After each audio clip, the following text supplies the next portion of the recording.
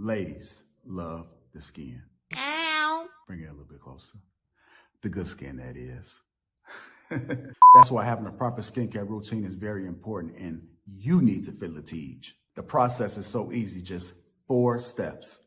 You got your daily face wash. That's going to clean your face up nice and right.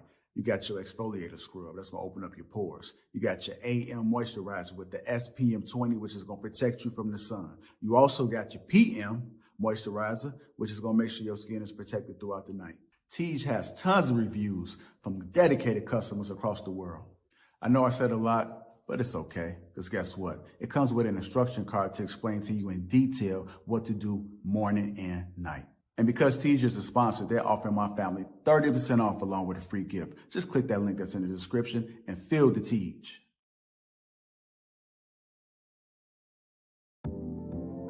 Maintaining your beard isn't just style, it's self-respect. A well-grown beard boosts confidence and leaves a lasting impression. Elevate your look. Embrace the importance of beard care today.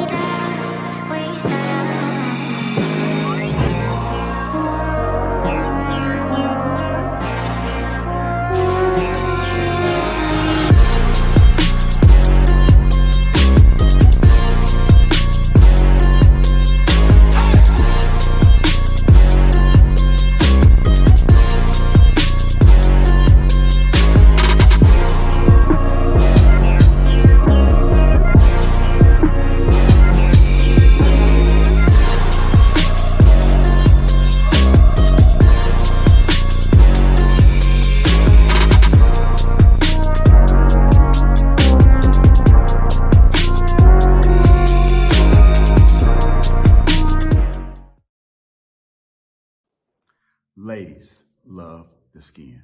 Ow. Bring it a little bit closer. The good skin, that is.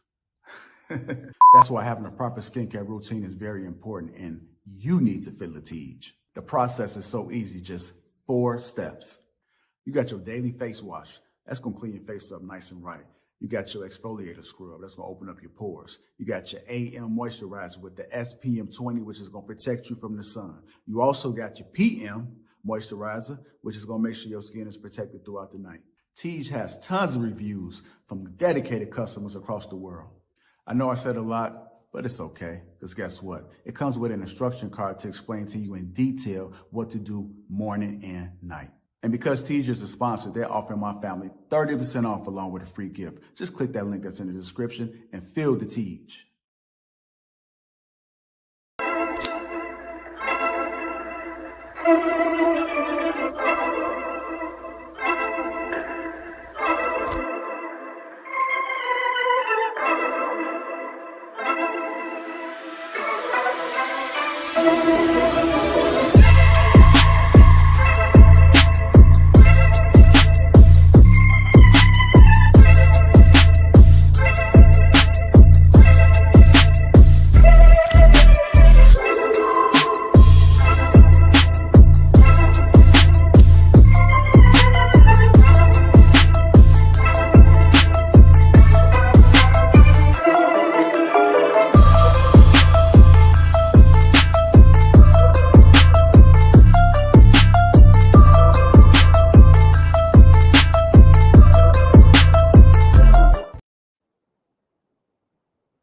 Let's just have a conversation. How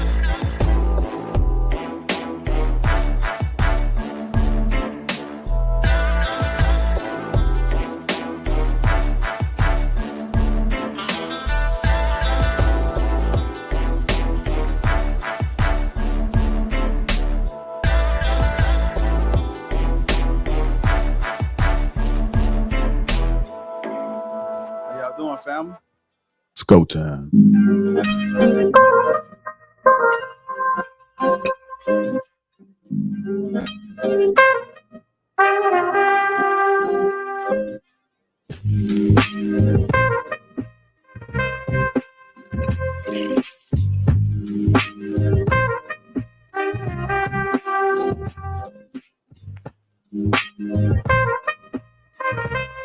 What's going on, family? Welcome to Lapeef. Let's talk. Let me go ahead and introduce the group. Got Eric, Marcus White, Voice, Let Go, Casey, Drea, Swing, Drea, Smooth. We got Jasmine coming over, and also me, myself, on Lapeef JR. Welcome to Lapeef Talk. What's going on, family? What's going on? How y'all doing? Chilling. What's up, y'all? Miss y'all. Good. What up? Yeah, it's good to see you. Good to see you. All right. Good to see you, Mr. Let Go. What's going on? Voice, okay. I see you got the blue on. Okay. The velvet? She got the okay. It's like a like a smooth little like velvet, kind of Okay. Velour. With it? Andrea got the streaks. I see you. I did the quick switch up. I see Casey taking us back to the 90s, huh? Look at him. It's either the 90s or either the 90s or you going to France, one or the other. All right, well, it's good to see you guys, man. Let's go ahead and get the housekeeping in order. What's that, Paris? What's going on, Miss Parker? Shout out to all my green gang, man. Jolie is in the chat. Mr. BX87, Dale Matthews, AP Accountability Partner. So you got Miss Parker's in the house. Mr. BX87. Salute to all my green gang. HR is in the building as well. I don't think that we will need HR tonight, but I could be wrong. You just never know when the chemicals become imbalanced later on throughout the show. What else we got? Shout out to the sponsor, Tej Hanley. Uncomplicated skincare for men, 30% off along with a free gift. That link is in the description. Make sure you guys feel a Tej, as I always say. And if you guys don't know, if you're wondering why I have the greatest beard on earth, it's because of a sure man, a Lapeef and Sugar Curls collabs.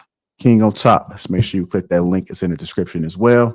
And go ahead and get our beard in order. We got to make sure that we stay in tune and we maintain our appearance, man. We can't be falling off just because you guys are married and in these long-term committed relationships. Don't get too comfortable. Still got to stay a little bit spiffy. You know, women like when other women like you. Think I'm lying, just ask the women on the panel. Is that true? I mean, you may not approve of it, but ain't nothing wrong with you seeing the women checking out your man, is it? No? Well, y'all pretty quiet. I don't mind it at all. I don't mind it at all. Okay. I mean, is she checking him out in front of me? Because that's different. Oh, man. Here we go. Choosing violence, huh? Different good or different bad? Like, It's extreme opposites. They want a man that other women want, but at the same time, they don't want a man that other women want because it makes them feel insecure. So it's extreme opposites. So they feel both. To do with Lies. Oh, that has nothing to do with insecurity. If I'm it's insecurity. Stop. No, it. it's not. No, Mr. Lego, you wasn't here last week. And that could be okay. You wasn't here last week. I'm a Scorpio. You don't think I'm extraterritorial and protective? It's in my nature. Wait, what does that mean? You're a Scorpio and you're territorial. You gonna slap the dude? I'm confused. What does that mean? No, it doesn't mean. What is She's being gonna mark her territory and blame it on being a Scorpio. What does that mean though? What No. What are you gonna do if you're with a guy that other women want and they are a little too thirsty going after your man? What does you being a Scorpio and territorial actually help you in that situation? That's a defense plea. All I'm saying is this. Everyone handles situations differently. Personally, I just feel like I'm on the territorial side when it comes to men, like when it comes to me having a boyfriend and like a girl like approaching him or like trying to be disrespectful towards me. That's all that I'm saying. What would you do is the question as a Scorpio. I would just kindly let her know that I feel like it's inappropriate. That's all. She ain't gonna kindly do a damn thing. She gonna wait, pass up. Wait. So you gonna son your boyfriend by jumping in and say you don't supposed to say nothing. You let the man say nothing. Just like if a man trying to holler at you, I'm gonna let you handle it and watch how you handle it. Why the hell are you gonna just jump up and be his mama and just shoot a woman away? I'm confused. No, when we was talking about in front of her, because the first thing she asked was in front of her. That's different. So just like if a dude steps to your lady in front of you, you're probably not gonna let her do too much handling because it's disrespect at that All point. right, You Trev. gotta check it. Come on, Trev. Come on. I'm just we gotta go ahead and move on. Y'all have made this to a topic, man. This ain't even an icebreaker, man. So let me go ahead. You asked for it. Hey, be careful what I ask for. your mama out here. You momming these dudes. As I was saying, shout out to the sponsor T Channel, 30% off. Make sure you guys click that link, and then also make sure you get your King on Top, Assure Man. That link is in the description as well. I do have a link posted at the top. So we are supposed to be doing like a King Talk Edition Masquerade event on March 9th. So if you are in the Dallas area, Dallas downtown, for those who purchase, you will receive the location the night before. But go ahead and click that link. Come on out. Let's have a good time. We're going to rock out all weekend. So that link is pinned to the top of the chat. With that being said, let's go to get this show started. Everybody's good. Just doing well-being checks. Wait.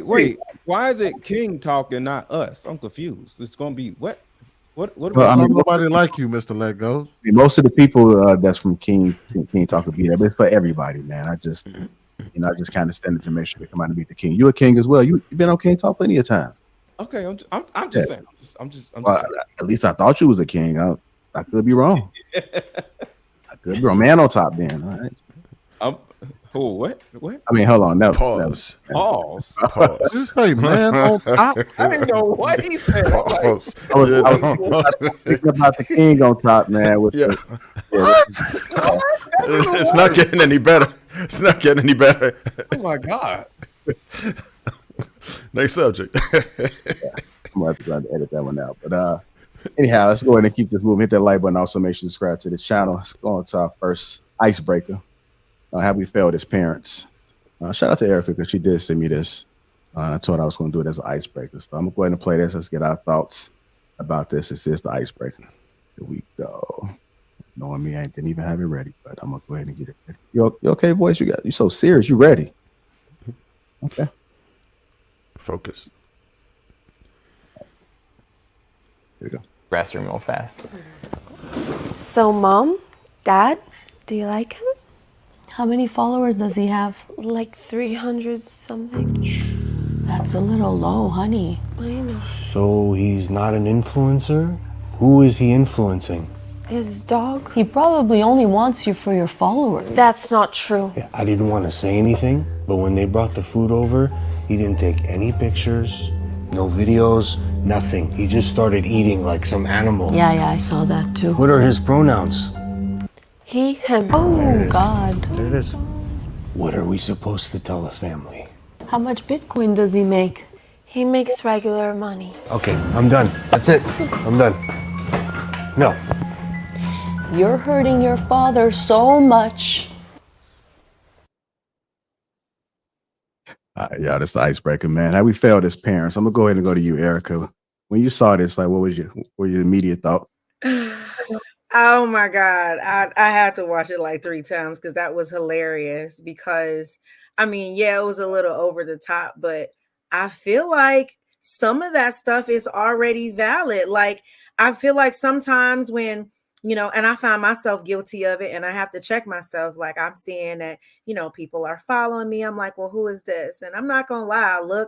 I see 120 followers. They following 2,050 people. I'm like, yeah, I don't know if I want to follow him, so I feel like we're slowly, starting to make social media more relevant than we used to, and it might be detrimental.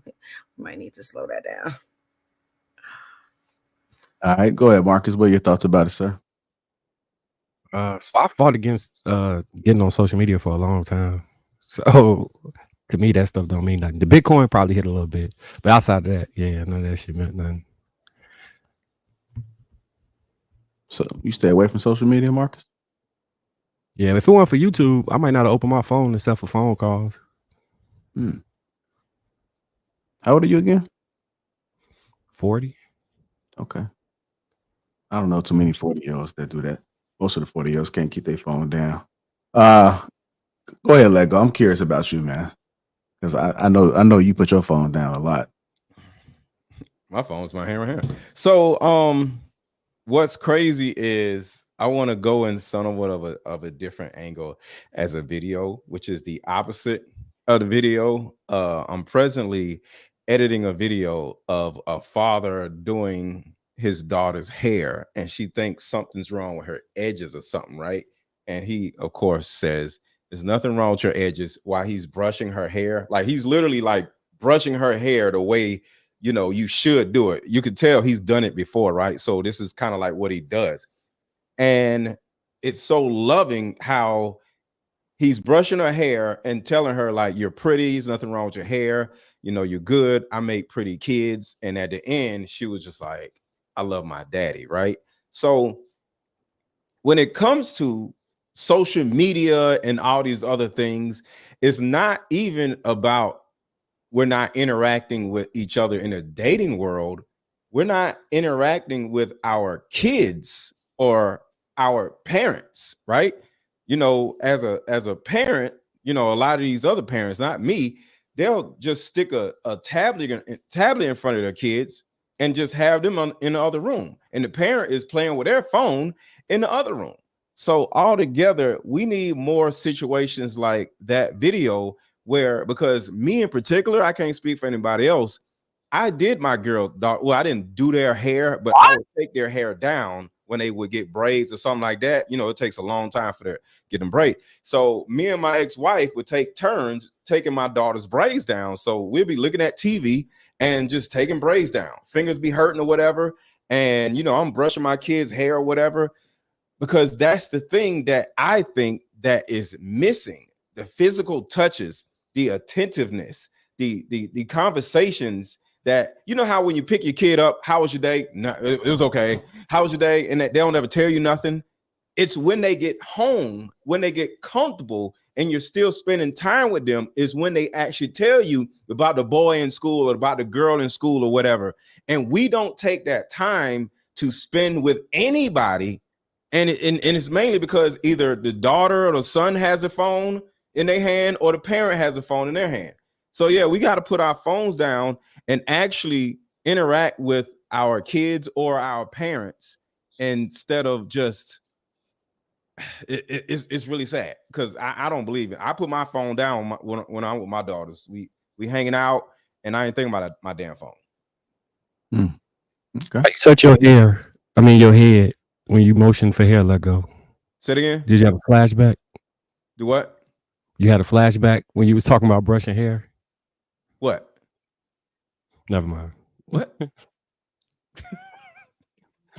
Hey, Marcus, you might want to move your cam. Whenever you're talking to the mic, we can't really see you. Go ahead, voice. What are your thoughts about that, ma'am? Have we failed as parents? I agree with Mr. Let Go, you know, with his explanation there. But the question is, have we failed as parents? Who y'all talking about we? Because my kid is only 11 years old and my daughter is only 6 months. So, I mean, I guess I'm a millennial. I guess that's what you would call me. My parents came from the baby boomers. I got my behind whooped. If I did something wrong, I had to be home from school at a certain time. So I definitely was raised on a scale where mistakes could not be made a lot. And you know, I was very strict, like I had a really strict background. So I don't really understand that. I think that what that is focused around is how social media is an influence. Like so much of an influence is almost like the way of life now. Like you gotta log on and look on Instagram and see how other people are like living their lives. And then people start sitting back and looking at their lives, and their lives are not all that bad, but they start looking at other people's lives and thinking that they don't have enough or that they're not living the life to expectations because of what social media is putting out there. Followers, you got to have a lot of followers for you to be authentic and or for you to be popular. And a lot of these people got a lot of followers, but they don't have any talent. Like it comes down like an example of the music industry. I'm a singer and songwriter, right? I have been singing since I was 5 years old. This has been something I've been doing for a very long time. It is hard at this point to try and get picked up by a label if you do not have like 100K followers and a bunch of people following you, and you don't even have to really have talent. You don't even really have to know how to sing or rap for real. It's all about how you look on social media. What are you pushing off? Can you sell a brand? Can you sell something else that somebody is trying to sell just based upon what they see? So I think overall, we're talking about the overall influence that social media has on our children today, and that's what they're actually learning from. But like Mr. Lego said, you are one of those parents that make your kids put down the tablet. You do family activities. Y'all go out and do things together. You're spending time with the kids. You're having conversations with the kids. Also talking about things that are going on in the world today because they need to know what's happening in the world today. But I just think that it's more influenced by social media. That's how kids live their lives now. Boys, you said you're a singer? Yeah, I'm a singer and songwriter and music producer. I produce beats, song. I'm actually coming out with an album on February 14th, guys. The R&B Diva is my third album I'll be putting out, and I have 2 EPs. Go ahead and give us a little sample. Yeah. You gotta look me up on here, YouTube, Voice Morris. No. I was saying give us a sample right now. Give y'all a sample. Why do people do that like I'm a jukebox? Okay, you can't just take my word for it. Don't know how I sing. No, you can't plug your album and then not sing. Yeah, I mean, we got baby plug your album. That means you got to sing. People do that. I'm like, you can't just take my word for it. Like, damn. You plug your album. Yeah. Y'all put me on the spot. Baby, wish you're out the way. Oh, baby, you know how I like to play. And why don't we just take a little minute to just catch your breath? Like, ooh, ooh, ooh. And why don't we just bump it up or bump it around? Go just do your style. That's the way I like it, baby. Oh, yeah, I'm crazy over you. Baby, come and feel on me. That's all y'all get. That's all y'all get. Real quick, that's all y'all get. That's it. I heard that this morning. Hold on, real quick. Yes, voice, sir. you have a very beautiful voice. Oh, thank you. I appreciate it. Who the hell breathes like ooh, ooh, ooh? I heard that this morning. That's what I was talking about. I heard that this morning. That was good. I ain't gonna lie, that was good. Trev Smooth actually shot one of my music videos as well too. So Trev knows. I've been an artist for a long time. That's what's up. Okay. Oh, and before we go to the next person, because this is important also, because Voice said something about how her parents were kind of like strict or whatever. This might be out of left field, but that video of the parent brushing her hair. My mom used to comb my hair when I had an afro when I was little, and also my dad used to comb my hair when I was little. And those little things right there are so important. Make sure to not only tell your kids go in there and clean up your room, make sure to do little things like comb your kids' hair, male or female, touch them, do something, hug them, kiss them, pick them up. Touch your kids in a loving way. Like, don't just be yelling at your kids. I'm telling you, it's important. Mr. Lego. Nah, you do not have to cap for this panel, bro. We know damn well you ain't never had no afro. They was rubbing the turtle wax on your head, man, but they wasn't combing no damn afro. Bro, they was buffing and shining. I have good ass hair. They used to call me Cuban. I really had my hair was really curly. How long did you not have it though? Like how long I've had a bald head for years due to the fact that my hair was so curly. Like it was annoying to me. So you know how when you're a kid and something is good, but since it's not like everybody else, you think it's bad. So I didn't like it. So I had a box and it just didn't sit right when I was a kid because my hair was so curly. So I always hated my hair. So I couldn't wait to get a low cut and then nobody ever cutting all off. Said nobody ever. A lie detector test determined. A lie detector test determined that was a lie. Lie his ass off. I hated my curly hair, therefore I cut it off. Nigga, please. Yeah, it wasn't super curly, but it was just annoying. It didn't operate right. I didn't like it. So. What did he say? New year, new me. He just cut it off. And it's like perfectly bald. That's why I'm like you sure it's like not loss of hair follicles. No, I shave my hair in the shower every morning. You shaved it on purpose like that, and then you shape it out like that, and then you shine it up like that. What? You cut it on purposely. Once I realized sitting in a barbershop, put them on a big screen real quick. Look, sitting in a barbershop. I did it intentionally. I mean, sitting in a barbershop versus shaving my head in the damn shower. I ain't never going back. That man ain't never not man hair follicles going down that drain. It's head chips. Somebody said you got alopecia. Let go. Look funny. Go ahead, yeah, follicle going down that drain. He ain't shaving nothing in the shower. Oh man, y'all are bad. Y'all are real bad. But yeah, I actually hated my hair. Go ahead, Trev. So I think it all started out from at least what I've learned, that the very first extremely selfish generation was the baby boomers, right? Or at least that's what I've researched, right? They said that they were very selfish, and we've seen the product of it in Gen X, right? Which is my generation, believe it or not. So us as parents, we did pretty poorly, right? Not me personally, of course, but, just in general, Generation X, we did not really do what we were supposed to do. We dropped the ball.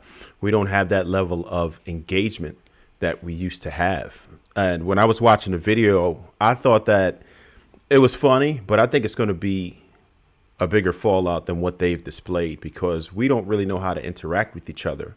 When I used to go to parties and stuff, I saw the fade where everybody used to dance. Those of us who are a little older, it was fun. People would interact with each other. But right now, when you go to a club, people are like all wallflowers. They, all the girls are sectioned off over here. All the guys are over here. Everybody's in their phone.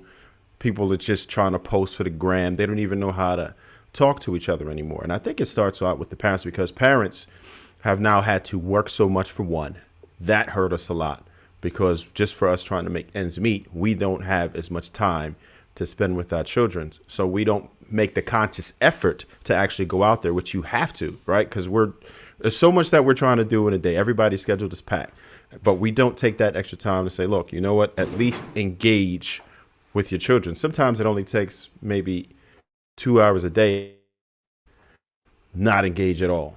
And it happens with a lot of us because we're too wrapped up in our own lives. And some of us, you know, that are parents, if you're a parent, then you're still in the game. So at that point, sometimes you just worry yourself now. You want to get your own life. Still, 30s, 40s, 50s sometimes, or worse. And you still out in the club. You still trying to get your rocks off. And it's really past your time. But you should be looking at your children. And a lot of us just don't take the time. And a lot of us are extremely selfish when it comes to that. And I think it's going to be bad because we don't have those human skills anymore. People just don't know about other people, right? We have so many problems with perspectives. That's why relationships are failing right now. We don't understand what you're saying. We can't communicate at all. That's why it's always, what are you talking about? What are you trying to say to me? Or people just get defensive. We have no empathy. There's always going to be a disconnect because we don't know how to interact with other humans. And it starts with the foundation of your parents. And that's what we're missing right now. All right. Go ahead, Andrea. What are your thoughts about it, man? Oh, real quick, JR, check your DM and so I can embarrass everybody up here. Check your DM real quick. All right. You got a man unit in that picture. Right, he got the Steve Harvey going. Don't nobody believe you, Mr. Lego. Go ahead, and put it on a big screen.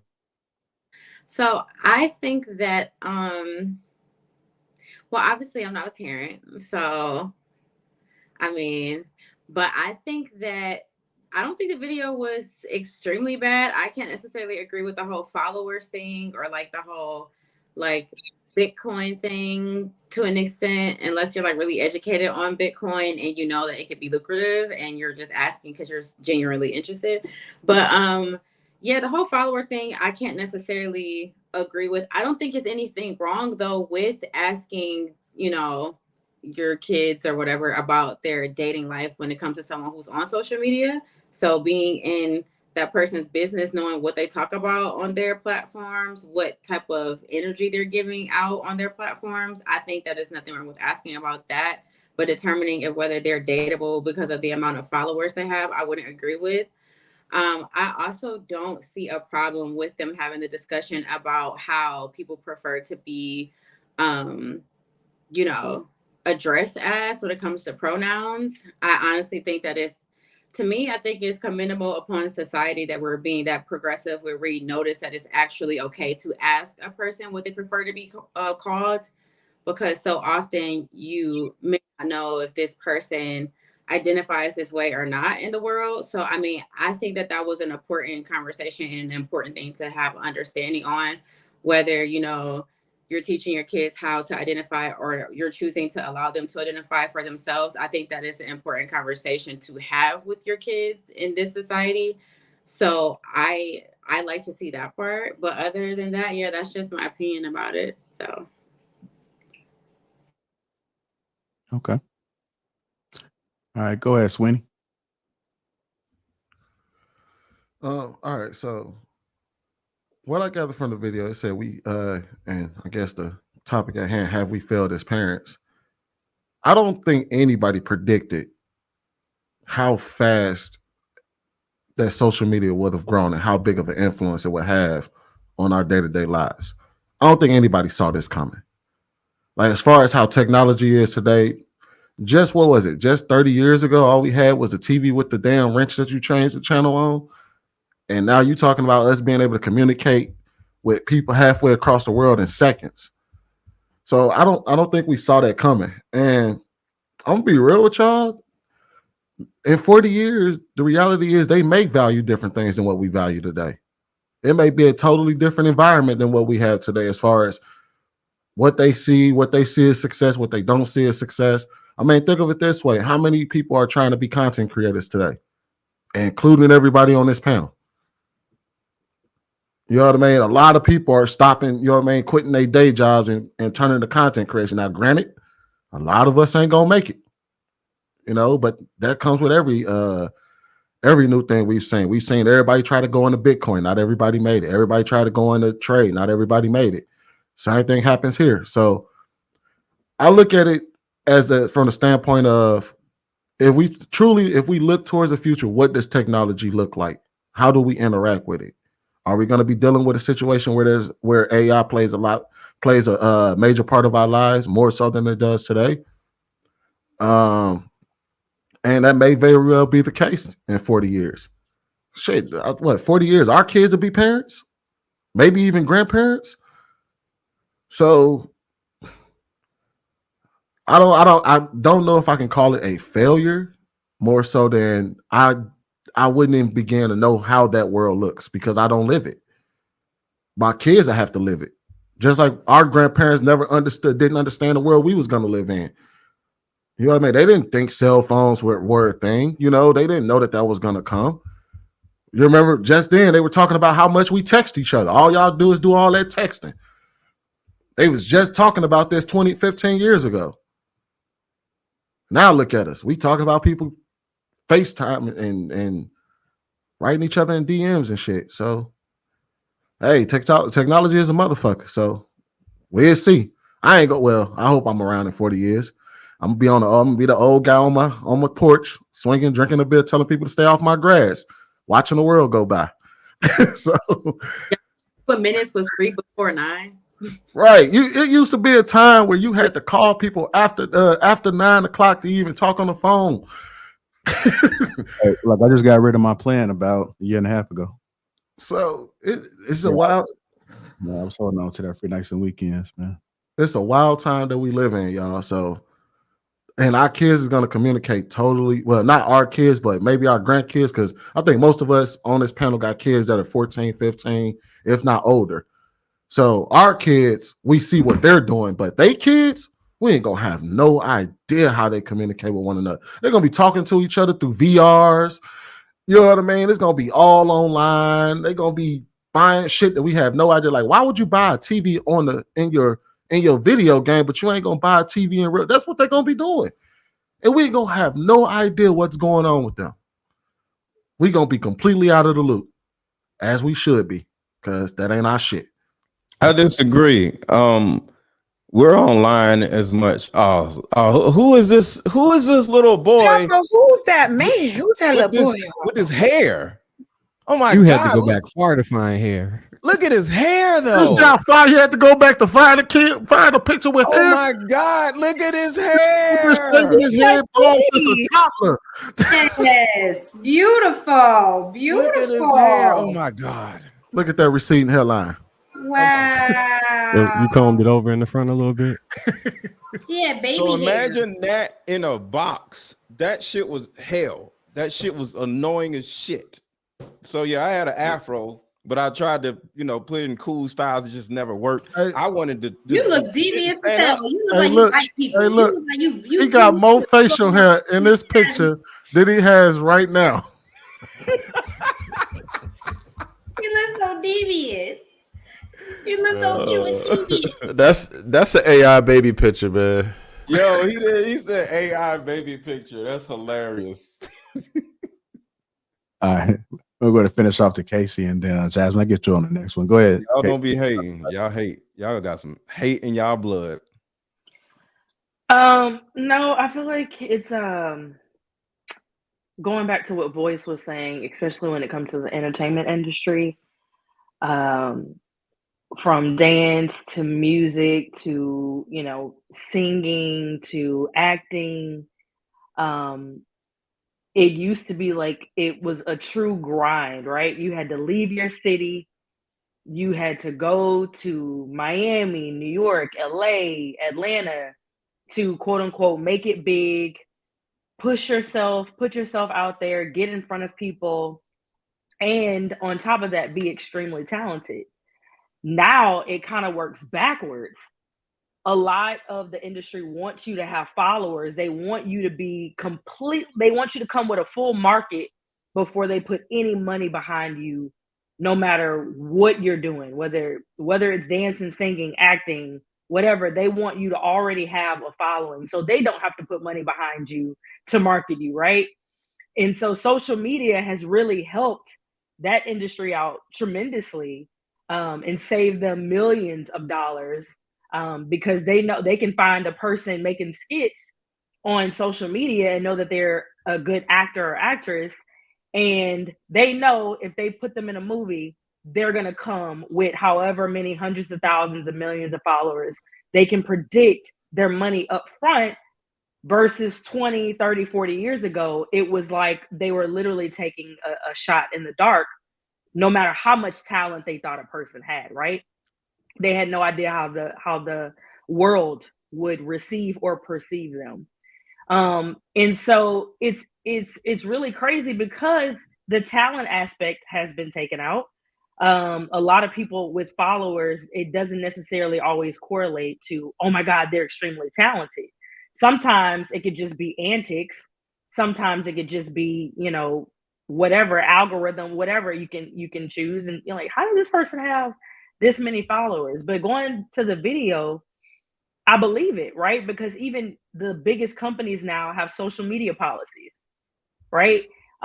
Before you get hired or before you get a job, they may even ask for your social media handles on all platforms, with also just going into and doing a full forensic sweep on who you say you are social media wise. They want to know that before they put an investment and provide a salary for your lifestyle. They want to make sure that who you are outside of work is who you will be inside their company. So social media has influenced our world in a whole new way. It's trickled down all the way into our personal lives now at this point. And that takes us to that video where parents could be asking, oh, how many followers does he have? Right? Because those parents, 40 years, like Sweeney was saying, will be us. Okay. And our children. But I agree with Andrea saying that, the conversations need to be had, but at the same time, like it's crazy as far as thinking that you wouldn't date somebody because they don't have a certain amount of followers, or you wouldn't approve your child dating somebody because they don't have a certain amount of followers. But the fact that Andrea was saying about making sure that if your child is dating somebody, checking out their social media, because if your child is dating some gangster, some public, affiliated gangster, and they showing it on social media, that would be a resource to a parent for you to have that conversation and really ask your child, like, okay, like how do they present themselves on social media? But as far as the follower part, that's insane. But what's crazy, Casey? Because I think the asking about the followers thing and disqualifying somebody was more of an avatar for saying what kind of social media do they have. Oh, okay. I think going forward, I think you're going to be able to tell a lot about a person based on their social media, to the point where I think the kids after us are going to probably wind up spotting way more red flags just through social media and start weeding people out so much better than we once, so much better than we had it. And this is before you even have to have a conversation with a person. So I think there's going to come a time where you're going to be able to look at somebody's social media and be like, okay, and be able to almost pinpoint exactly what kind of person they are, what they believe in, what kind of affiliations they have, a lot of those things just from their social media. I think it's going to be interesting to see how I know we're doing it now where we have social media today, but the better technology gets, the more AI the more AI is able to tell us, the more into technology these kids get, we're going to see some major changes from them in regards to how they move in the world. I understand what you're saying about. Wait, hold on. I'm sorry, Trev. I understand what you're saying about what you present on social media. I agree with that. But as far as the follower part, see, when it comes to followers, you have to have a active pushing stories, posts. If a person isn't doing that and they're not actively in the algorithm and actively in feeds to be gaining followers, that doesn't equate to they're a good person just because they have a lot of followers, or they're not a good I thought we person was talking because they about don't have a lot of parenting and not followers, though. I'm confused. They said that we in talking the about video. parenting. What I got to do with talking. parenting? They said that in the video, a parent not approving of their child dating somebody based on them not having How many as many followers they have. followers. That was in the video. Yeah, that was just an aspect of it. yeah. It's about being a bad parent, not having followers, though. That was just a small I part. think we put the context on it. I don't think that had. Yeah, y'all just going too far into the followers. It's like a parenting, not followers. No, I think we put the parenting context on there. I think simmer down. It's still early, man. No, it's called the question. The topic was about parenting. Not no, that's what I mean. I think JR put the parenting concept on there. I don't think that video per se was talking about how we felt as parents. Yeah, I get what you. But the topic, right? No, I get what you're saying. So, Sweeney, I think that's getting worse, right? Even though that people have more of an opportunity to kind of sift through and see what it is we're about, right? Like a lot of females, if you out in a dating game, you know, sometimes you'll get like a softball. They won't give you their whole phone number, but they'll give you their Instagram, and then that's their way of kind of vetting. So then they'll look through your profile and see what it is, what type of person that they think you are. Based on that, then you might eventually get to the point where you'll get their number and all that. But they actually are vetting worse, right? They still don't know. Even though they have more information, they are becoming worse at it. So I don't know if they're going to get any better at it. I don't really see any light up there in the tunnel I with think that. we're still in the early stages of it, though. Hold on, Sweeney. I just want to ask y'all, what the hell does that have to do with parenting? Can y'all? It has to do with the video. Bad parents having to do with this stuff. Parenting. What does the video have to do with parenting? Let go. The video. Did you watch the same video? Social media. Hey. Let's go to trans. That's a good way to transition, y'all. Good way to transition. You guys just tune in. Welcome to Lapeef Let's Talk. Make sure you hit the like button. Also, make sure you subscribe to the channel. We get HR. About parenting. What the hell? Partner. All right, let go. $2. I see the Casey with that Love Jones look. They pay accountability partner $5 again. Says my boy Trev looked like a record producer looking for a new artist. Kings ain't eating booty and changing tires. What's good, Mr. Let Go? Good stream last week, bro. Thank you, brother. Closet baddie now, sis. No closet is masking it. Truly gorgeous, and I love your hair, sis. Love it. Mr. Let Go, get on my MFing nerves. He'll start off with a solid point and then end up saying ridiculous-ish. I'm gonna end up retracting later, but good point, Mr. Let Go. Think in the basement, said Mr. Let Go, using social media to recruit the chicks who need tires. Buy 3, get 1 free at Big Old Tires. Andrea get on my nerves too. She be looking good. I love the streaks looking like Black Road, and then she talks and ruins the view. Oh, I like that. She do look like Black Rogue. See what I mean? Damn it, Mr. Let Go. Voice, a set of tires are coming your way via Mr. Let Go. His mama name is Clay. I'm gonna call him Clay. I don't know what that say. I don't give a damn about your pronouns. I'm a boy, Damon. And lastly, most authentic G in these spaces. What's up, my boy Marcus? Looking forward to the show. Thank everybody that's contributed to the platform thus far. Make sure we hit that like button. Also, make sure you subscribe to the channel. HR says it's too early. That was just the icebreaker. So he's just sending out a warning out there. I'll let you guys know. Write-ups will be in full effect. Saying, man, y'all stick to the damn topic. Jasmine got wrote up. Jasmine got wrote up last week. That's why she kind of looking like that. What Jasmine do last week? Jasmine, you was acting up last week without me. I guess I was. I didn't even know. Who reported Jasmine? Somebody reported me. What I do? Oh man, we got some brittle spirits on this panel. Wow, that's crazy. Y'all just reported her like that. That's crazy. All right, let's go ahead and get into this next topic, man. Paris had dropped the video, so I thought I'd just go ahead and slide it up in there. Pause. Age gaps are about preferences, not morals. We're going to play this clip. Having a grand old conversation again about age gaps moving your morals. Let me tell you something. Just because your morals don't align with other people don't mean they're wrong. You cannot make people live their life the way that you want them to. Anytime it comes down to age gaps, there are 2 consenting adults in the situation, right?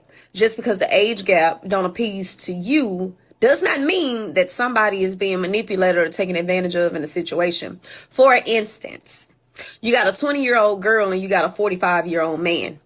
Most people would assume that, okay, well, this shouldn't be that way, etc., etc. But on one hand, you got a group of people who feel like men are always taking advantage of young girls. On the other hand, you also got a group of people who are telling young girls, date whoever you like. Go after them all. He already knows what he's signing up for. Ain't no reason for him to want you if he can't provide for you. So you can't tell women to go seek out certain things that come with a certain type of mentality or a certain type of stability, but then you put a restriction on it when it comes to the age. If she found what she wanted, then who are you to tell her different? Are there situations where somebody is being a predator, somebody is being groomed, somebody is being taken advantage of, somebody, yeah, you know, like those situations do happen, but to assume that that's majority, that's a little bit obtuse. Because the same way you could tell a 18-year-old she can have OnlyFans, the same way you could tell an 18-year-old she can go dance in a strip club, she can go get her body done. You're setting her up to attract the very attention that you are garnishing. So you can't be a hypocrite when it suits you. Right? Because we already talking about these women are already bad bitches and they fresh out of high school. So what do you think they wanted to be a bad bitch to do? Date you? They want the same thing you want. They want the baller. They want the blue chicks. They want exactly what you want. So you can't influence them to say, hey, yeah, you can just go here and he's going to take care of you and he's going to do all of these other things. But when she finally gets one that is 35, you can also tell her, wait a minute, you're being groomed.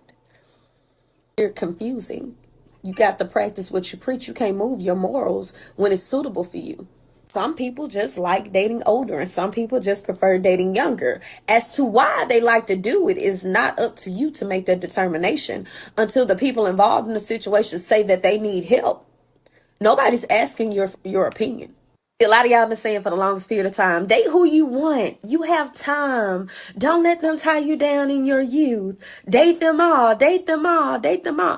And what ends up happening is you get a Drea Michelle, a LaShante Hackett, a Bernice Burgos. You get those type of women, right? You hit the wall. And the men have been telling you, like, maybe you should go ahead and settle down now so you won't be in the same dating pool as your daughter. And y'all don't listen.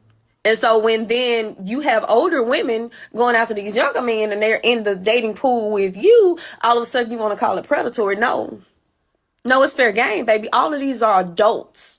All of these are consenting adults who know exactly what they're doing. You can't get mad because the game is the game.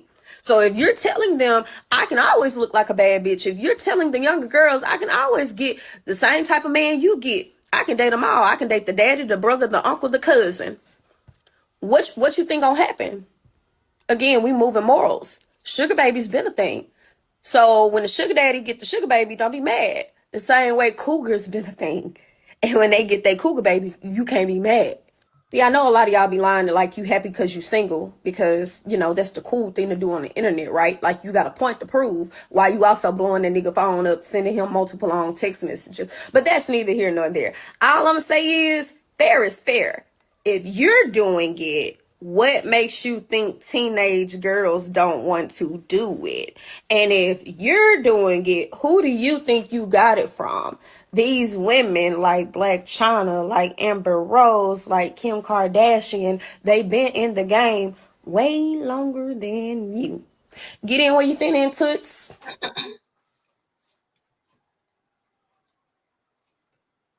All right, age gaps are about preference, not morals. I know Andrea agrees with Paris. I could just tell by the look on her face. Woo, right? Did Paris say toots? She did. Yes, she did. She said toots. She said obtuse also. I was like, okay, Paris with the obtuse. All right, man. Anybody can go first with this. You want to go first, Jasmine? Sure. I agree with her. Yeah, I definitely think it's a preference thing. Only when it's, like you said, not in a predatory sense. Like, and the predator would be if somebody's doing it in a malicious way. Like, because I wouldn't say, like, if a girl is, like, 18 and the guy is, like, 30-something, that he's being necessarily a predator or trying to, like, groom her. That's only if she's naive or she's just not, I guess mature enough to understand what's happening to her. But like, I know when I was younger, I wouldn't say I had a preference for older men. Like, I don't think it really mattered to me how old they were. It's just that I wouldn't notice, I guess, how old they were because I wasn't really looking at it or checking for their age. I was just here for the energy, the vibes or whatever. So when I was approached by this guy that was like, I'm pretty sure he was way older than me. I think I was like really early 20s at the time. And I didn't know how old he was. So I saw a tattoo on his arm and it said like something 73. And I was like, how old are you? And I was like, oh shit. But, like, you might be my mom age, but hey. By this time I'm already at his house. But yeah, it was just awkward that morning when it was just time to eat cereal with the kids. But it's just like, I don't know. That's the only time it gets weird. Not eat cereal with the kids. Wait a minute. Hold on. She ain't gonna sit over there like she didn't just say that. She woke up the next morning, sat at the table, and ate the Cheerios with the kids. It was an awkward, Eat Cocoa Puffs with your little sister. He offered the cereal. He was like, "Oh, I'm making the kids some cereal." These kids were big, and I was sitting down like, yeah. Well, you said he offered you some cereal. Yes. So dudes is offering chicks. That's all y'all want is cereal. I was like 22. I need to go buy some cereal then. If that's all y'all want, You cereal. just sitting there, the kids got their backpacks on, ready to go to school, and they all sit at the table eating a bowl of Frosted Flakes. Man, come on, man. Yeah, no, they were really about to go to school, but like it didn't really matter. Like, it's a preference. Like, I prefer. He was a really cool person. He had very young energy. I would never knew how old he was. So it just, what kind of cereal do a man have to buy you? Captain Crunch. I don't know. As long as it's not no weird as Wick cereal. What about Captain Crunch with the Crunch Berries? It gotta be the Crunch Berries. Got it. Oh, no case, no Crunch Berries. I'm a peanut butter crunch person myself. Plain Captain Crunch. I mean, we can do that too. I love some plain. All right, I get both. I'm gonna go ahead and go to you, Closet Betty. What are your thoughts about that, man? You already know how I feel about this. Some of that is just nasty to me. I don't care what nobody say. 18, 35. Cereal is no. nasty to And you you? know what? Hold on. Wait, cereal is nasty? What are you talking about? No, Cereal? we're not talking about the cereal, Mr. Let Go. I'm talking about some of these age gaps. So, and you know what? It's funny how we can say all these things until our kid, our 17, 18, 19, 20-year-old, daughter, brings home this grown man. And it's when I think back, because don't get me wrong, I like older men. I always have. But when I think back to when I was like young and had these older men, I'll be like, oh, and I wanted to like bring them home. They all got nervous, and thinking back, I didn't think anything of it, but I think that was part of the guilt. Like, oh my God, what is her people gonna think? I'm too old, to be fooling with this chick in the first place. And it's all fun and games and we doing what we doing, but now it's real because, I gotta face her mama, and when somebody did, they weren't even looking her in the eye, so I do think that sometimes it is preference, but I think it's both. Because, some men, they will date, girls young enough to be their daughters, even younger than their daughters. And I don't like that. I'm sorry. I don't want to have no parts of no man who, like younger women like that. Like the men that I'm attracted to. But if you had parts of a man, why would he be liking younger women if he's with you though? I'm confused. Okay, you said, so I don't want no parts of no man okay. that like younger women. He would want them and not you if that was the case, right? I'm confused. Not necessarily. Unless it's a polygamous situation. No, not necessarily. I mean, you got men, like I've had conversations when I vet men. So I'm like, okay, well, how young will you go? Like, oh, okay, just as right. okay. Yeah. So in the vetting process, and then there are men that's downright like, I do not date women under 30. Like, I'm not interested. There's nothing they can do for me. We don't have a lot in common. There's a big generation gap or moral gap or whatever. And I'm like, okay, so I don't know. Like, I think it's both. She can't say, and I feel like she contradicted herself too, because she started out saying, oh, everybody grown, they doing them. but then she ended it talking about sugar babies and sugar daddies, which is confusing to me because if it's a sugar daddy and sugar baby, we know what it is. You know, that's an older man looking for a younger woman to be around because he's willing to pay to play. So, can I go next? I just want to comment on what you just said, if I could. mm-hmm. You just said because this is the typical thing that I would hear from older women, and you used to have a point, but you no longer have a point when you say, how can an older man date a younger woman? Y'all have nothing in common. We all have everything in common now because we're all on social media. Unless it's some old school I said dude. that last week, Mr. Lego. Okay, if it's an old school dude who just got a Facebook page, just got out of prison or something, that's one thing. He got a flip phone or some shit. But everybody got either iPhones or Samsung phones, whatever, number 15 or whatever. We all are to a certain degree in the same world now. Like it be 25, 30-year-old old women know old school music. Like it because we got the internet, we got Spotify. Everybody has everything at the palm of their hands. So a woman that could be 22, 25 years old can literally be listening to old school music, know who the Isley Brothers are and all these other places. I mean, all these other people. So the thing about it is when you say we don't have anything in common, since everything is in the palm of our hands now, everybody can access everything that the older person has access if they choose to. So now it just depends on, like what Paris said, preference. If you don't like old school music, if you don't like this or you don't like that, that would be one thing that would be a turnoff to an older guy. But if you into the same things as the younger woman or the older guy, you can't say y'all don't have anything in common anymore, because you do have everything in common, unless the guy or the older woman, because we say older women too, are not on social media, because it is some old school people who ain't on social media. Okay, so that's a lie. Okay, so Mr. Lego, let me ask you something. So what generation are you in? I identify as 27. So what's your baby boomer? I identify as 27. Respect my Gen X. Gen X? Okay, Yeah, I don't know what that is. Okay. See, I don't even know what Gen X is. Okay. Probably like between the late 30s, late 30s to like early 50s. You know, talking not about early 50s. No, you'd have to be late close. 30s You'd is have to still be like millennials, 40. 20. Yeah, that's millennial. It'd be 44 and up.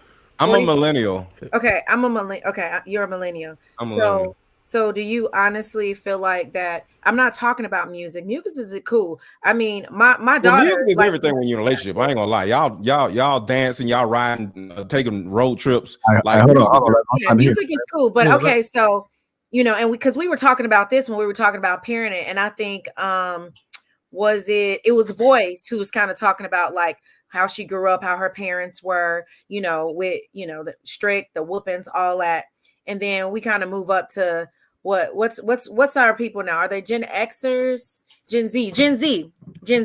So do you feel like just because you got music in common, with a Gen Zer that y'all synced? Y'all synced as far as personality wise? So music is all it takes for you? So to be honest with you, yes, because we listen to music literally every day. Like, what else are we doing every day that is multi-generational other than music? Just think for a second. We're not looking at old ass movies every day. We all looking at Netflix. We all looking at the same stuff. We go into the movies looking at the same thing. Virtually everything else that we are doing or experiencing other than music are within this generation. I would say, Erica, if you think about it, with social media, the generations are starting to find more things in common than they find apart. Because say what you want, a lot of these Netflix movies that come out, it's all age groups that are talking about it. You know what I mean? So like we may not have every movie in common. Like there's movies that we may have seen that our kids may never see, but there are a lot of movies that our kids or that Gen Z see that we're also watching. Look at Transformers. When we was young, it used to be Transformers. It's Transformers now. The same shit. Yeah, I guess you know what, I put it like this. I mean, for dating and having fun, okay, but as far as settling down, I feel like the different generations feel differently about finances. They feel differently about family to a certain If extent, you sit about down how with a you rear a woman and talk kid. about finances and find out that they have the same belief system as you, y'all have that in common too. And I did say that. You sit down with another person, regardless of age, and say, what do you think about religion? What do you think about parenting? What do you think about this? What do you think about that? And if you hear that y'all have things in common, y'all have things in common. You can't say we don't have things in common unless you have the conversation and they say we don't have things in common. So, Mr. Lego, do you think more often than not, that, you know, they equally yoked on the common stuff or whatever, or is it more often than not it's that situation where it's just like, yeah, you know, she young, you know, she might not have, you know, a high body count, you know what I mean? She might be a little naive, you know what I mean? She'll look groomable. Like, which one do you think is more common though? Like, So realistically. I'll answer your question because you're finding different ways to prove your point, and I keep disproving your point. So I'm going to disprove your point for the third time because you keep trying to do it. And this is what women do because they don't want men to date out of their generation because it takes those men out of her dating pool. So to answer your question, because it's really simple. At the end of the day, any man wants a woman that is in some type of way coachable, leadable, or whateverable, because men are leaders. Okay. Any woman that comes in my house, whether she's 25 or whether she's 45, will come in here and sit her ass down and learn, and she'll have an opportunity to see what is it that I see about him, and is he a good leader? Because at the end of the day, I'm leading your ass. I don't give a shit how old or young you are. I'm leading you the same damn way because I'm a leader. So at the end of the day, y'all love to sit in. You want young women so you can lead them. Duh. Probably because y'all old asses don't want to be led. So that's or do you don't? Are you not up to the challenge to lead and stuff because it's easier? Like, do we not want to, or is it just a little bit harder? Hold on.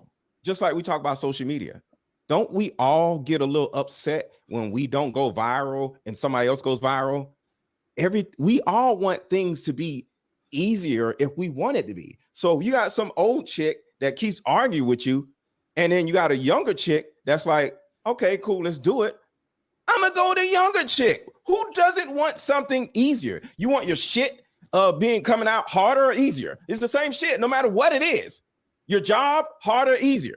How you make money, no matter what it is, you want it easier. What are you talking about? So you want to be a challenge.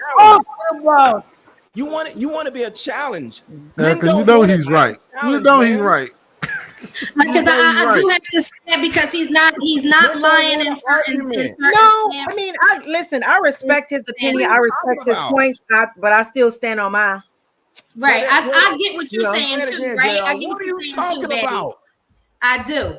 Here's the thing, like, and I just want to do it before I lose my train of thought, because the thing is here, younger women usually like to go with older men. Coming from somebody who is a little bit younger, I'm not that old, but I mean, like when I was a teenager, I did prefer when I was in high school to date like seniors or like the juniors if I was a freshman and stuff like that. It's always the older boy can teach you a little bit more. Like an older man can teach you a little bit more. That's most of the reason why younger girls do decide to date an older man. Not only on top of that, he does have his things together more so than a younger man might have, but it's not saying that young men can't have their things together. I met some 22-year-olds that got better jobs than some 45-year-olds.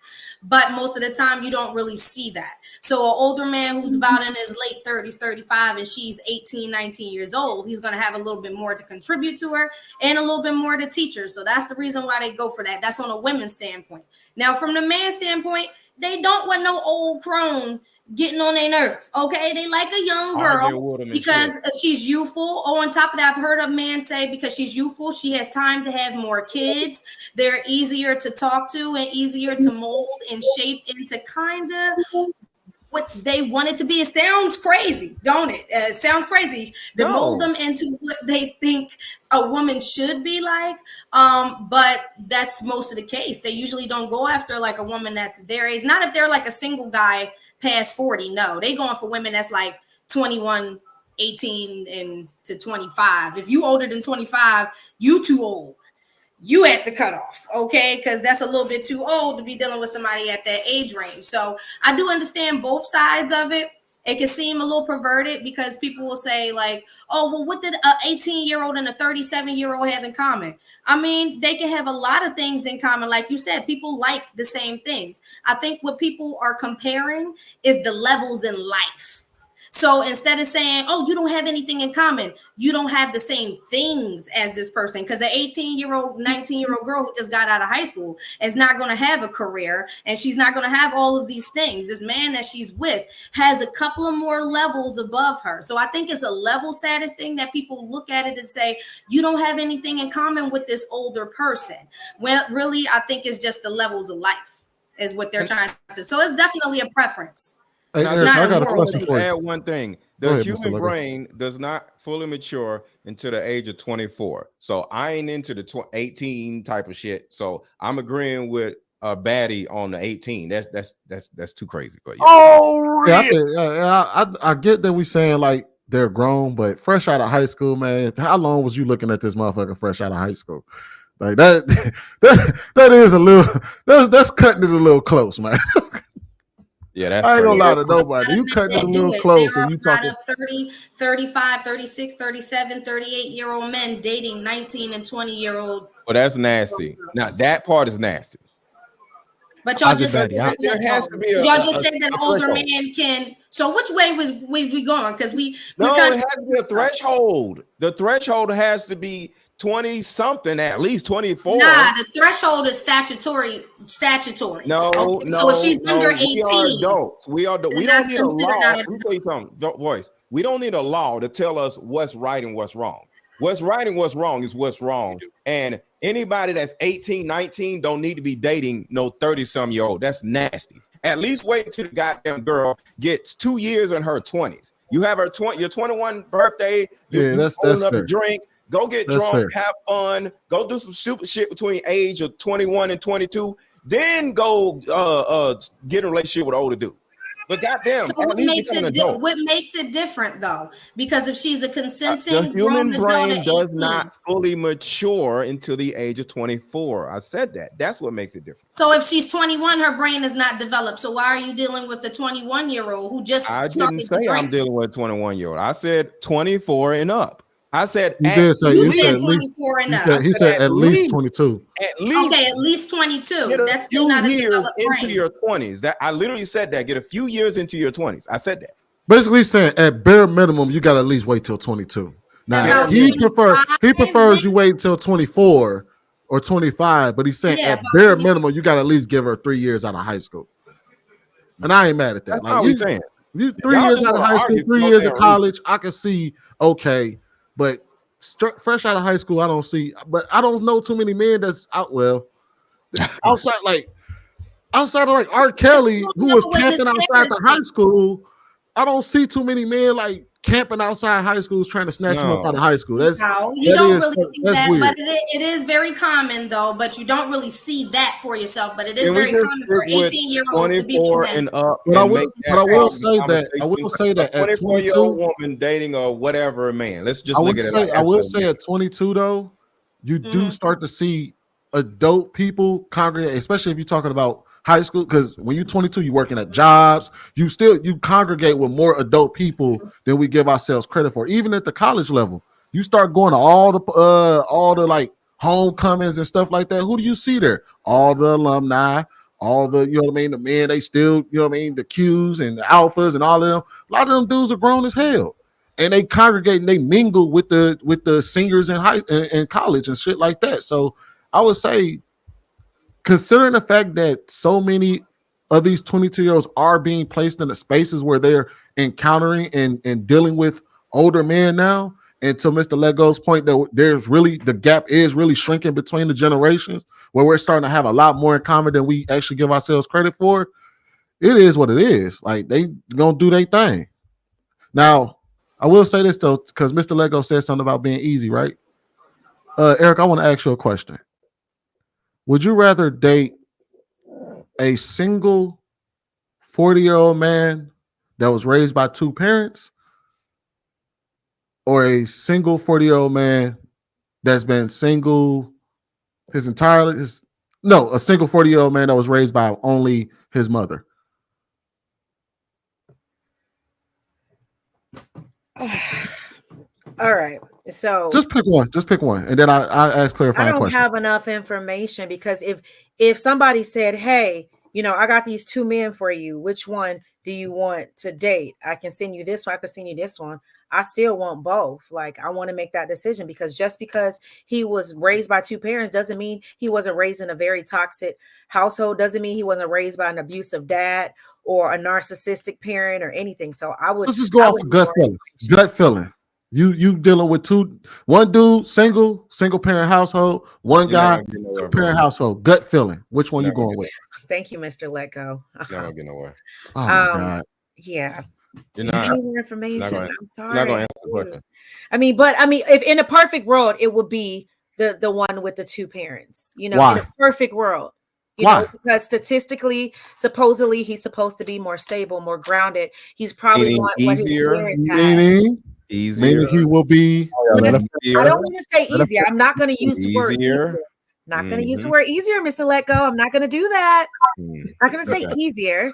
He may potentially have less commitment issues. He may, So would a younger woman on the other end wouldn't she have less commitment issues versus a 45-year-old woman? No, because I put it like this. When I was 20, I felt like I had all the options. No. We said 24. So let's when I was 24, 25, I still felt like I had mad options. Or 26 years old versus a 47-year-old woman. In your opinion, which woman would have more commitment issues?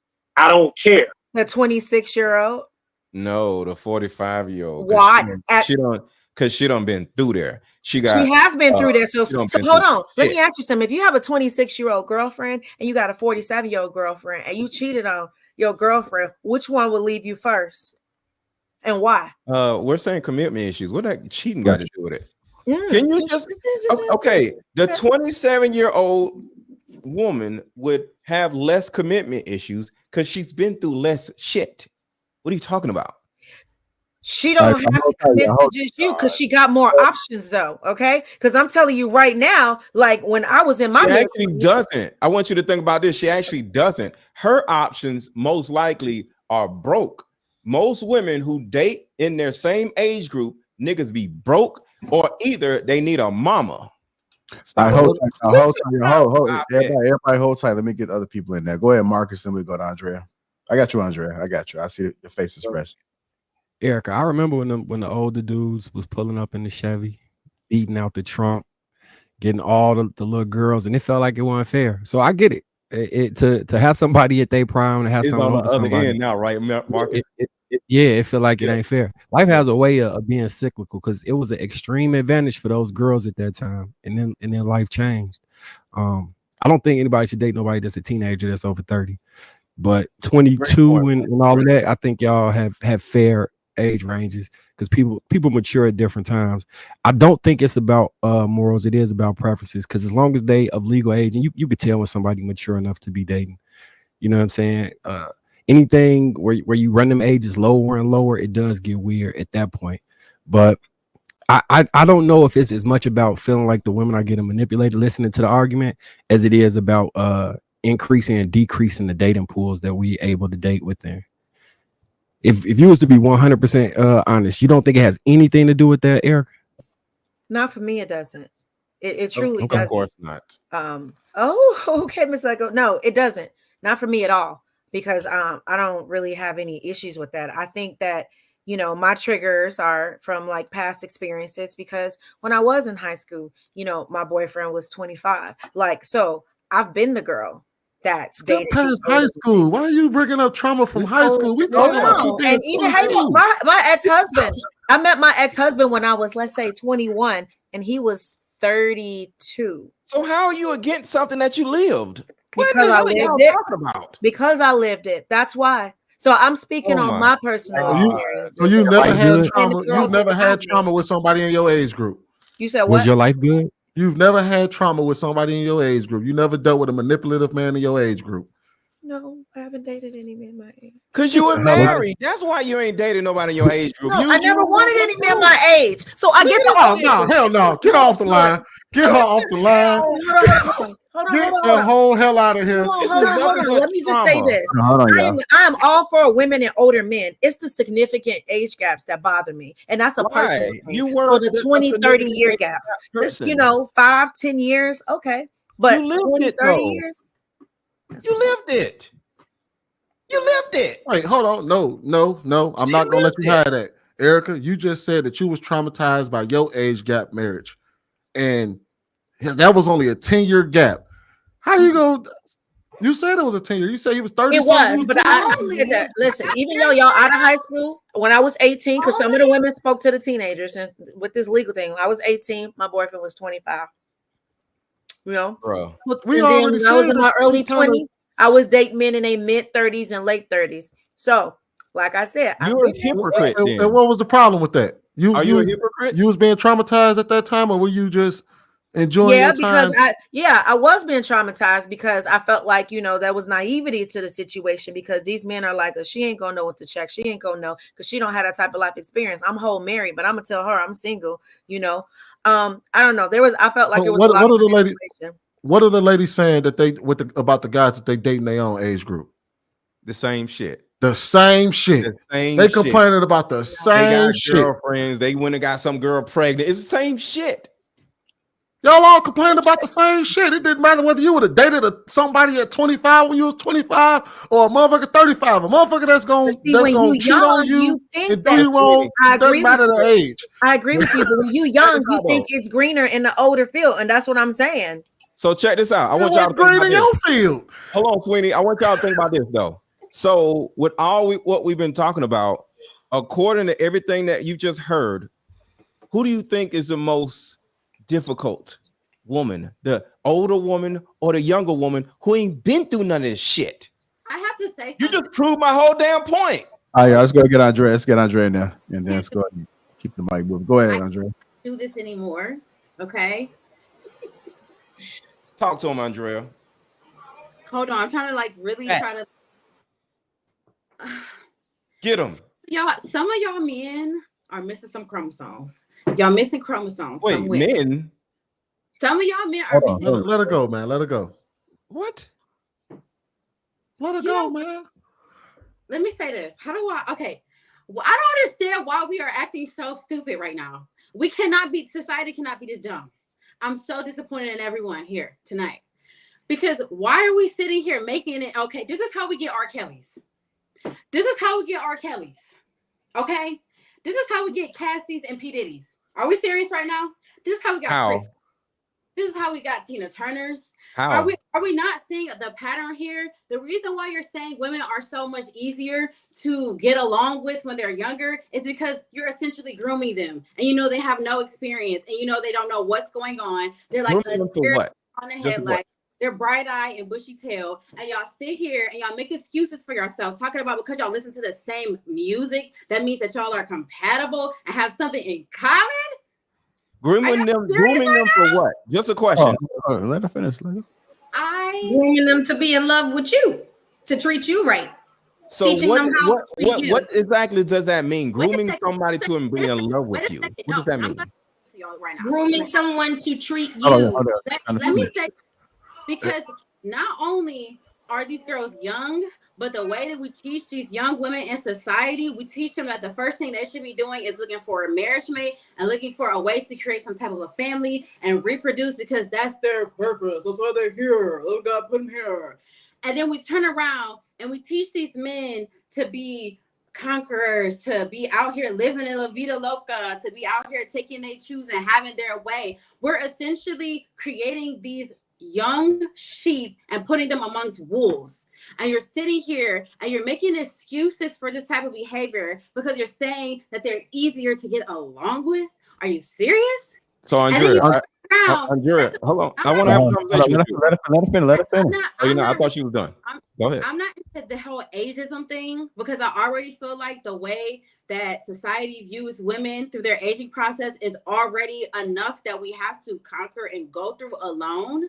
Okay, even if you're taking care of yourself, even if you're beautiful, the way that men look at women as they're aging in the aging process already in this patriarchy of a fucking world that we live in is something that I feel like we need to kind of like come together and just understand that sometime this world is going to have to end because we are just fucking it off. We're fucking off. Okay, so you done? Okay, I just want to ask you something real quick. You're a woman that has said that you've dated older men, right? This is the point that I'm making. Hold on. No, because I'm actually not even done. But you're just so thirsty to get into it because you're one of the main persons talking about. Okay, go ahead. Go ahead. We listen to the Temptations, so it's okay for me to like. I don't understand what you're saying. Like, okay. Allow me to. It's not about anecdotal experiences. I'm not here to talk about what my life is, what her life is. At the end of the day, we know younger women are more susceptible to be groomed because they are less experienced. And a lot of you men are just not up for a challenge. Okay, you said that already. I just want to ask you a question. You, just like the rest of you. Questions right now. The rest, okay, you don't have to. You hold on. Let me see what she's saying. Andrea, what are you saying? I'm just honestly just very afraid for young women these days because some of y'all women, please get arms. She just keeps saying the same thing over and over again. I'm just asking, or if you don't want to answer the question, it's cool. Y'all date older men. Y'all sleep with older men. Okay, so it's not that y'all are not doing the shit. Y'all are sleeping, having sex with older men on a normal basis.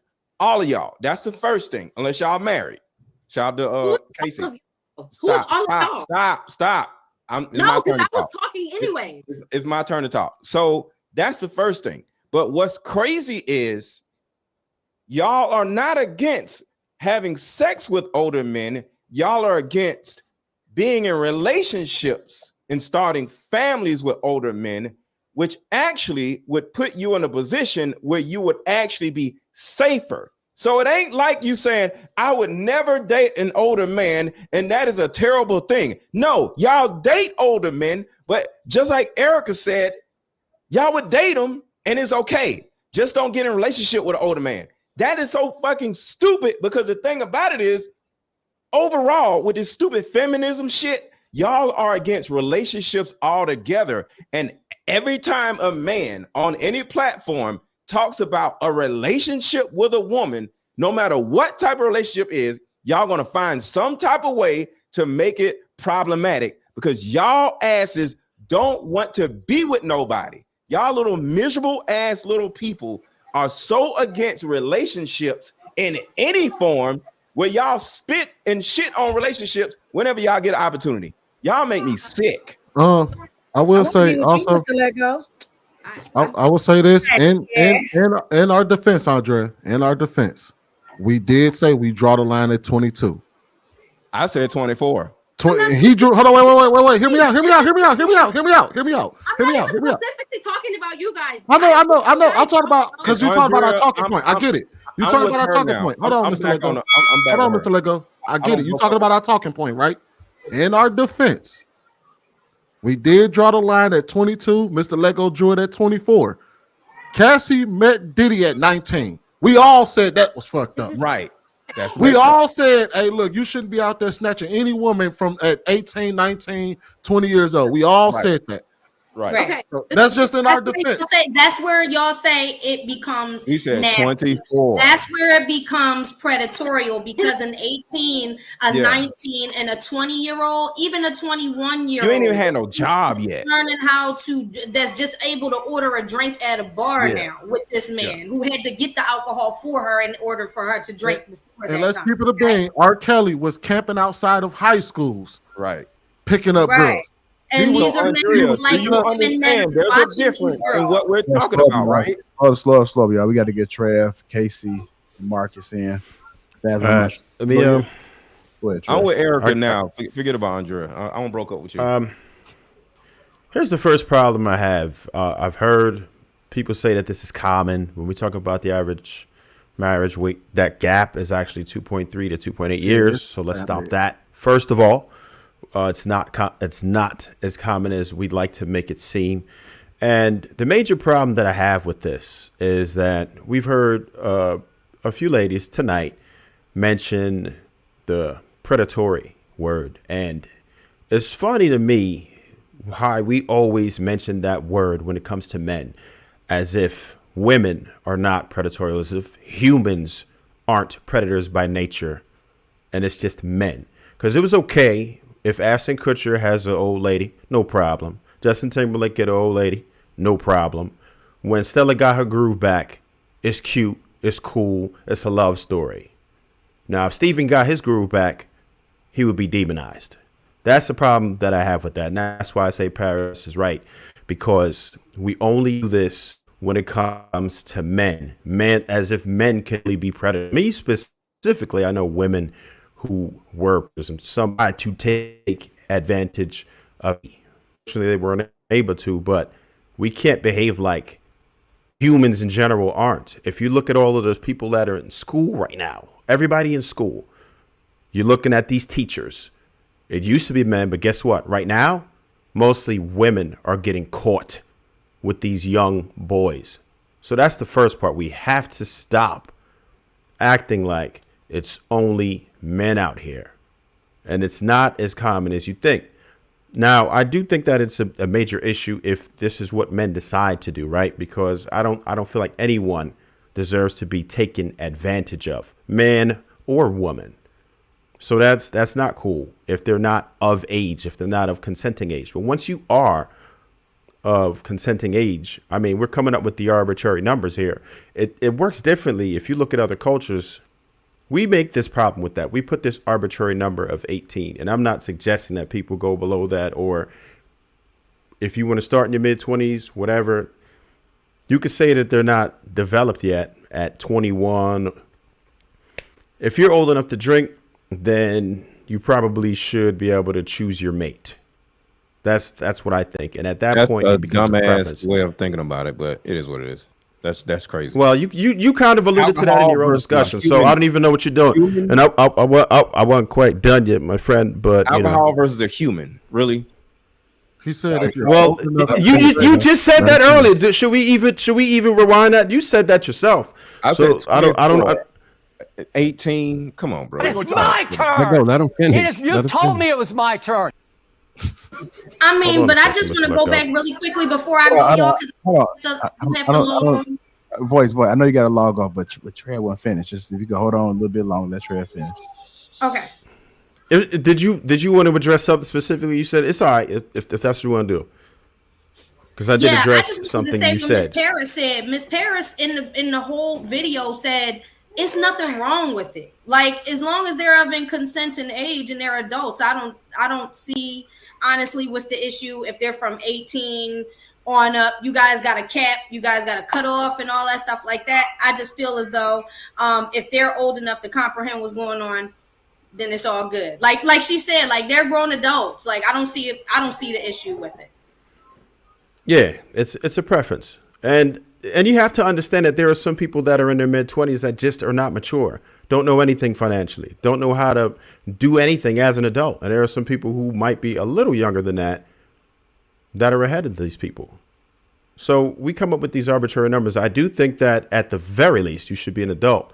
But I think we're just being a bit more judgmental than we have to, and especially how much is directed towards men.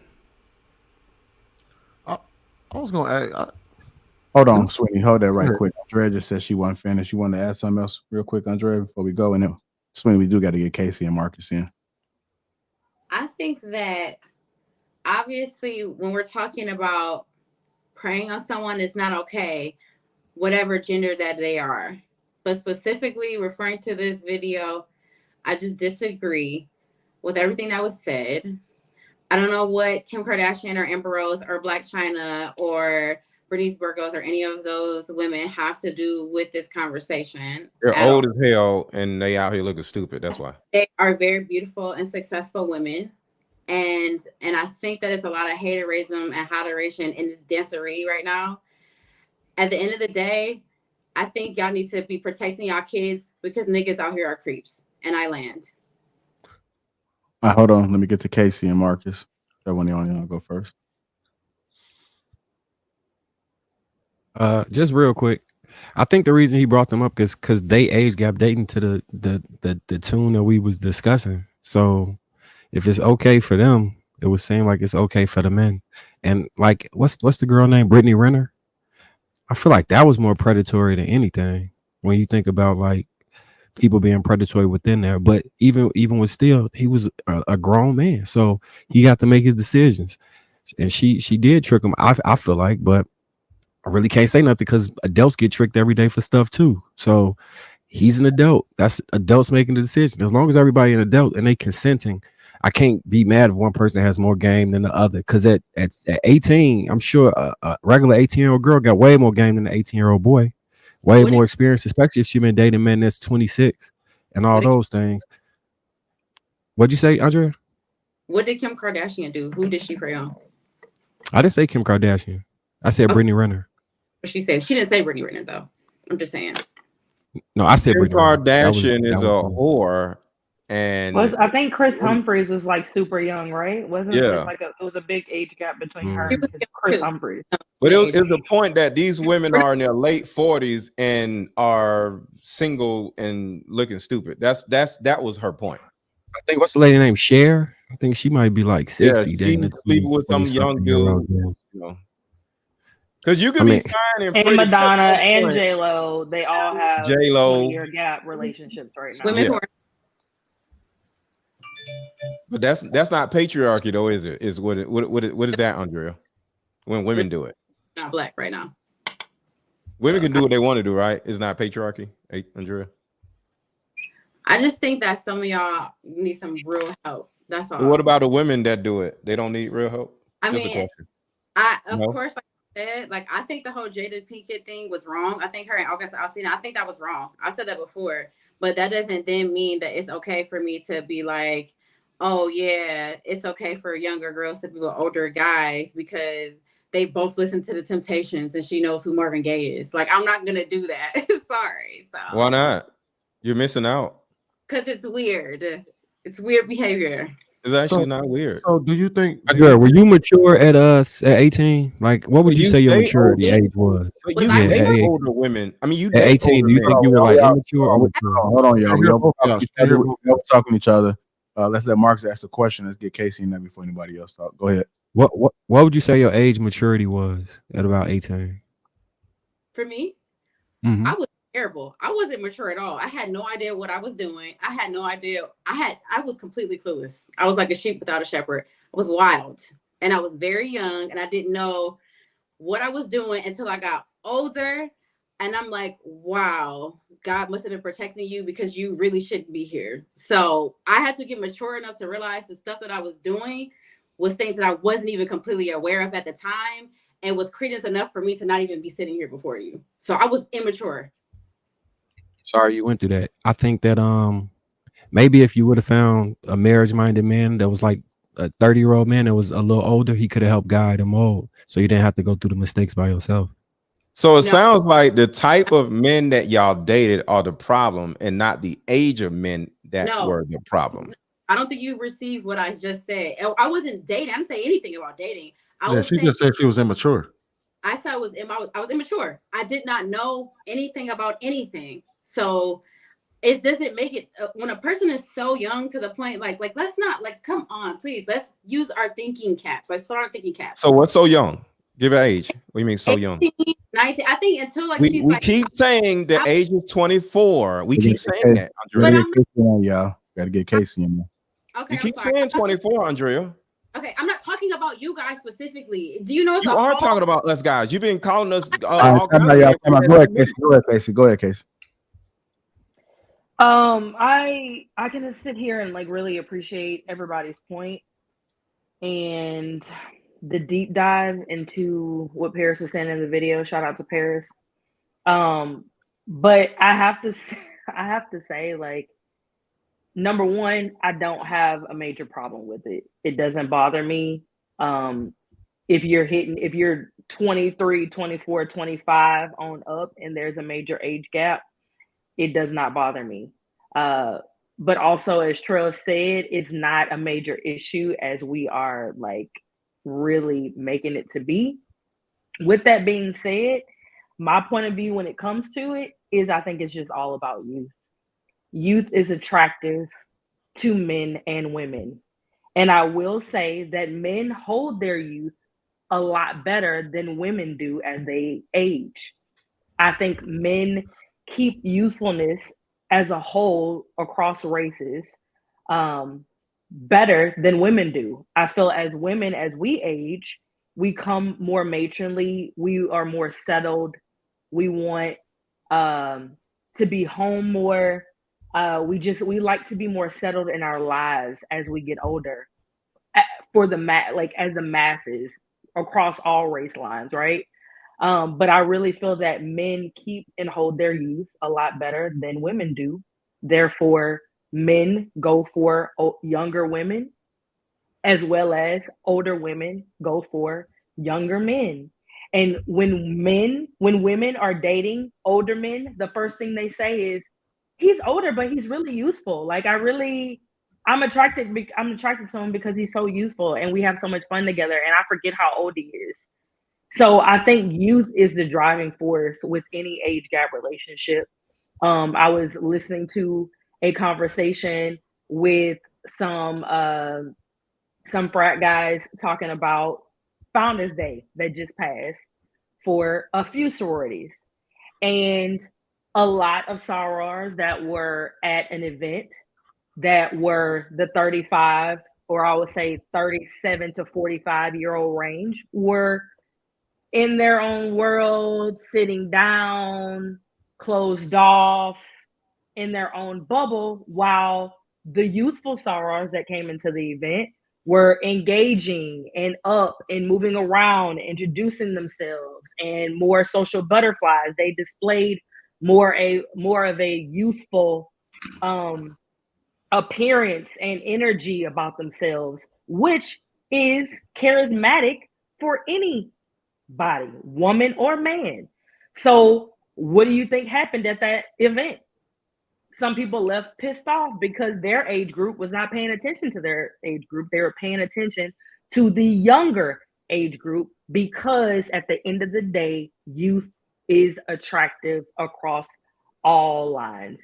And I agree with Trev. It's so divisive that we can sit up here and talk about men dating and bringing up R. Kelly and P. Diddy, but you gotta bring up Janet Jackson kissing a 20-something-year-old while she's 50 on stage. You gotta bring up J-Lo dating multiple of her dancers that are in their 20s and she's in her 50s.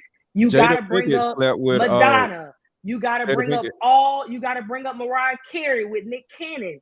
Like, we gotta be realistic and stop the cap up here, because women, black, white, no matter what age they are, they like that young, you know what, and they will go after it, especially if they are getting attention for it.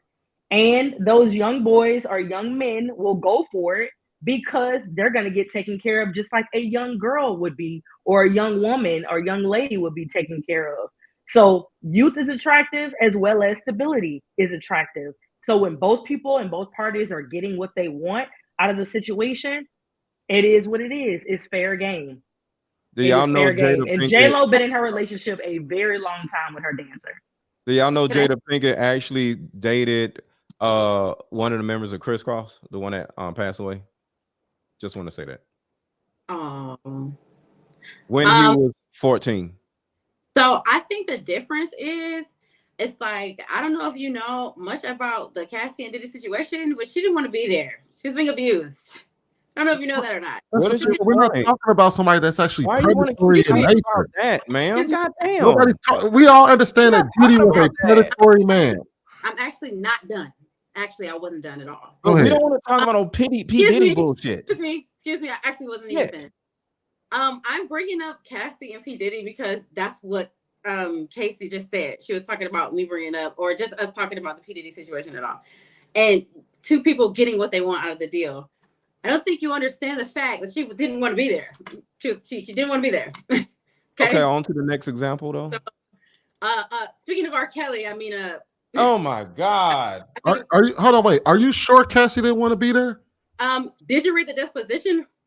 Well, no, I get no. Hold on, no, Mr. Lego, hold on. I get no, Cassie, no, Andrea, wait, Andrea, wait. I get the deposition because the deposition speaks to her experience while in the relationship. Okay, we're talking about meeting and coming together first. She had a reason to date P. Diddy. He didn't want to. No, he signed her. No, that's what I'm saying. I'm agreeing with her. No. He signed her. Let go. He signed her. No, I get that, but she had her own motives to dealing with him as well. He signed her. You're what wrong. does that matter? He signed her. What does that have to do with her intentions? He signed her to a 10-year deal. She had no point. What does that have to do with her intentions? What does that have to do with her intentions? She wanted to sign to a record deal. All right, then, so she had a reason to deal with him. No, it wasn't. So she didn't have no reason. So I'm not she had on your no side on agency at 19 to sign a record deal. Because he was just. Let me also add the Girls Trip movie. The Girls Trip movie that they went to New Orleans. They were all looking for young boys in the club so that they could sleep with them while they were out. So this is culturally black, white, whoever, that women want major age gaps when it comes to having a good time or being in a relationship. So it's not just men, y'all. It's not. Are they forcing themselves on them? Is what I'm saying. No. Forcing. You're not a man that's 40 just because he dates a 25-year-old that automatically means he's forcing himself. What have you been through? What are you talking about? Because you guys are not obviously a man that's a predator forcing himself on a woman is a problem. Nobody's disagreeing with that. You're not understanding what I'm saying. No, we get it. But we're not talking about a man that's forcing himself on a woman. We're talking about two consenting adults. Why are you traumaing the conversation? We're specifically talking about the reality of the situation. Most situations aren't that. You don't know that. You don't know that. I'm gonna go downstairs. No, you're not gonna use P. Diddy and Cassie as a avatar for all age gap dating. Where's JR?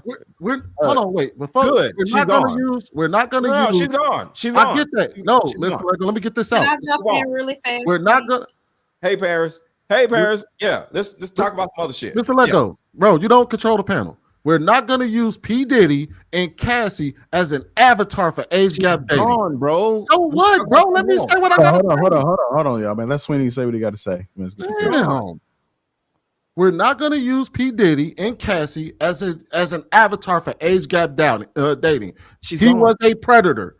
We get that. Okay. R. Kelly was a predator. We get that. We're not talking about that. We're talking about a scenario where we have two consenting adults who are getting something out the deal and they're not being preyed upon. Okay, that's what we're talking about. Y'all need to bring up Anna Nicole Smith being predatory on a billionaire that's 98 years old on his deathbed. Okay. First of all, I can't show my face because I'm not camera ready right now. Like, hey, Paris. Hey, y'all. I got my hair tied up. But I do not feel like that there is anything wrong with age gaps in the event that all parties involved are consenting and they are cognizant and they are perfectly fine with the scenario. So that does mean that I'm perfectly okay with a sugar baby, sugar daddy situation if both of them agree to it. I am perfectly okay with a cougar situation if both of them agree to it. The idea is we love to try to paint this narrative that women are so smart, we're so emotionally intelligent, and we're so seeing all, know all, and we have all this intuition until it behooves us to be the victim. And it cannot be both. Because I know me at 18, I had a lot of responsibility. I was very intelligent. I always been the most mature of all my friends. And I still was dating a dude that was my age. And I literally didn't get nowhere with him in life. Like, I got nowhere with him. Then I turned around and dated a man who had an 8-year age jump on me. And that was probably the most substantial transition into me being the woman that I am now. So I feel like a lot of times when we have these conversations, we skip over all these other caveats, but we never address the fact that Usher been with nothing but older women all his life. Chili was way older than him.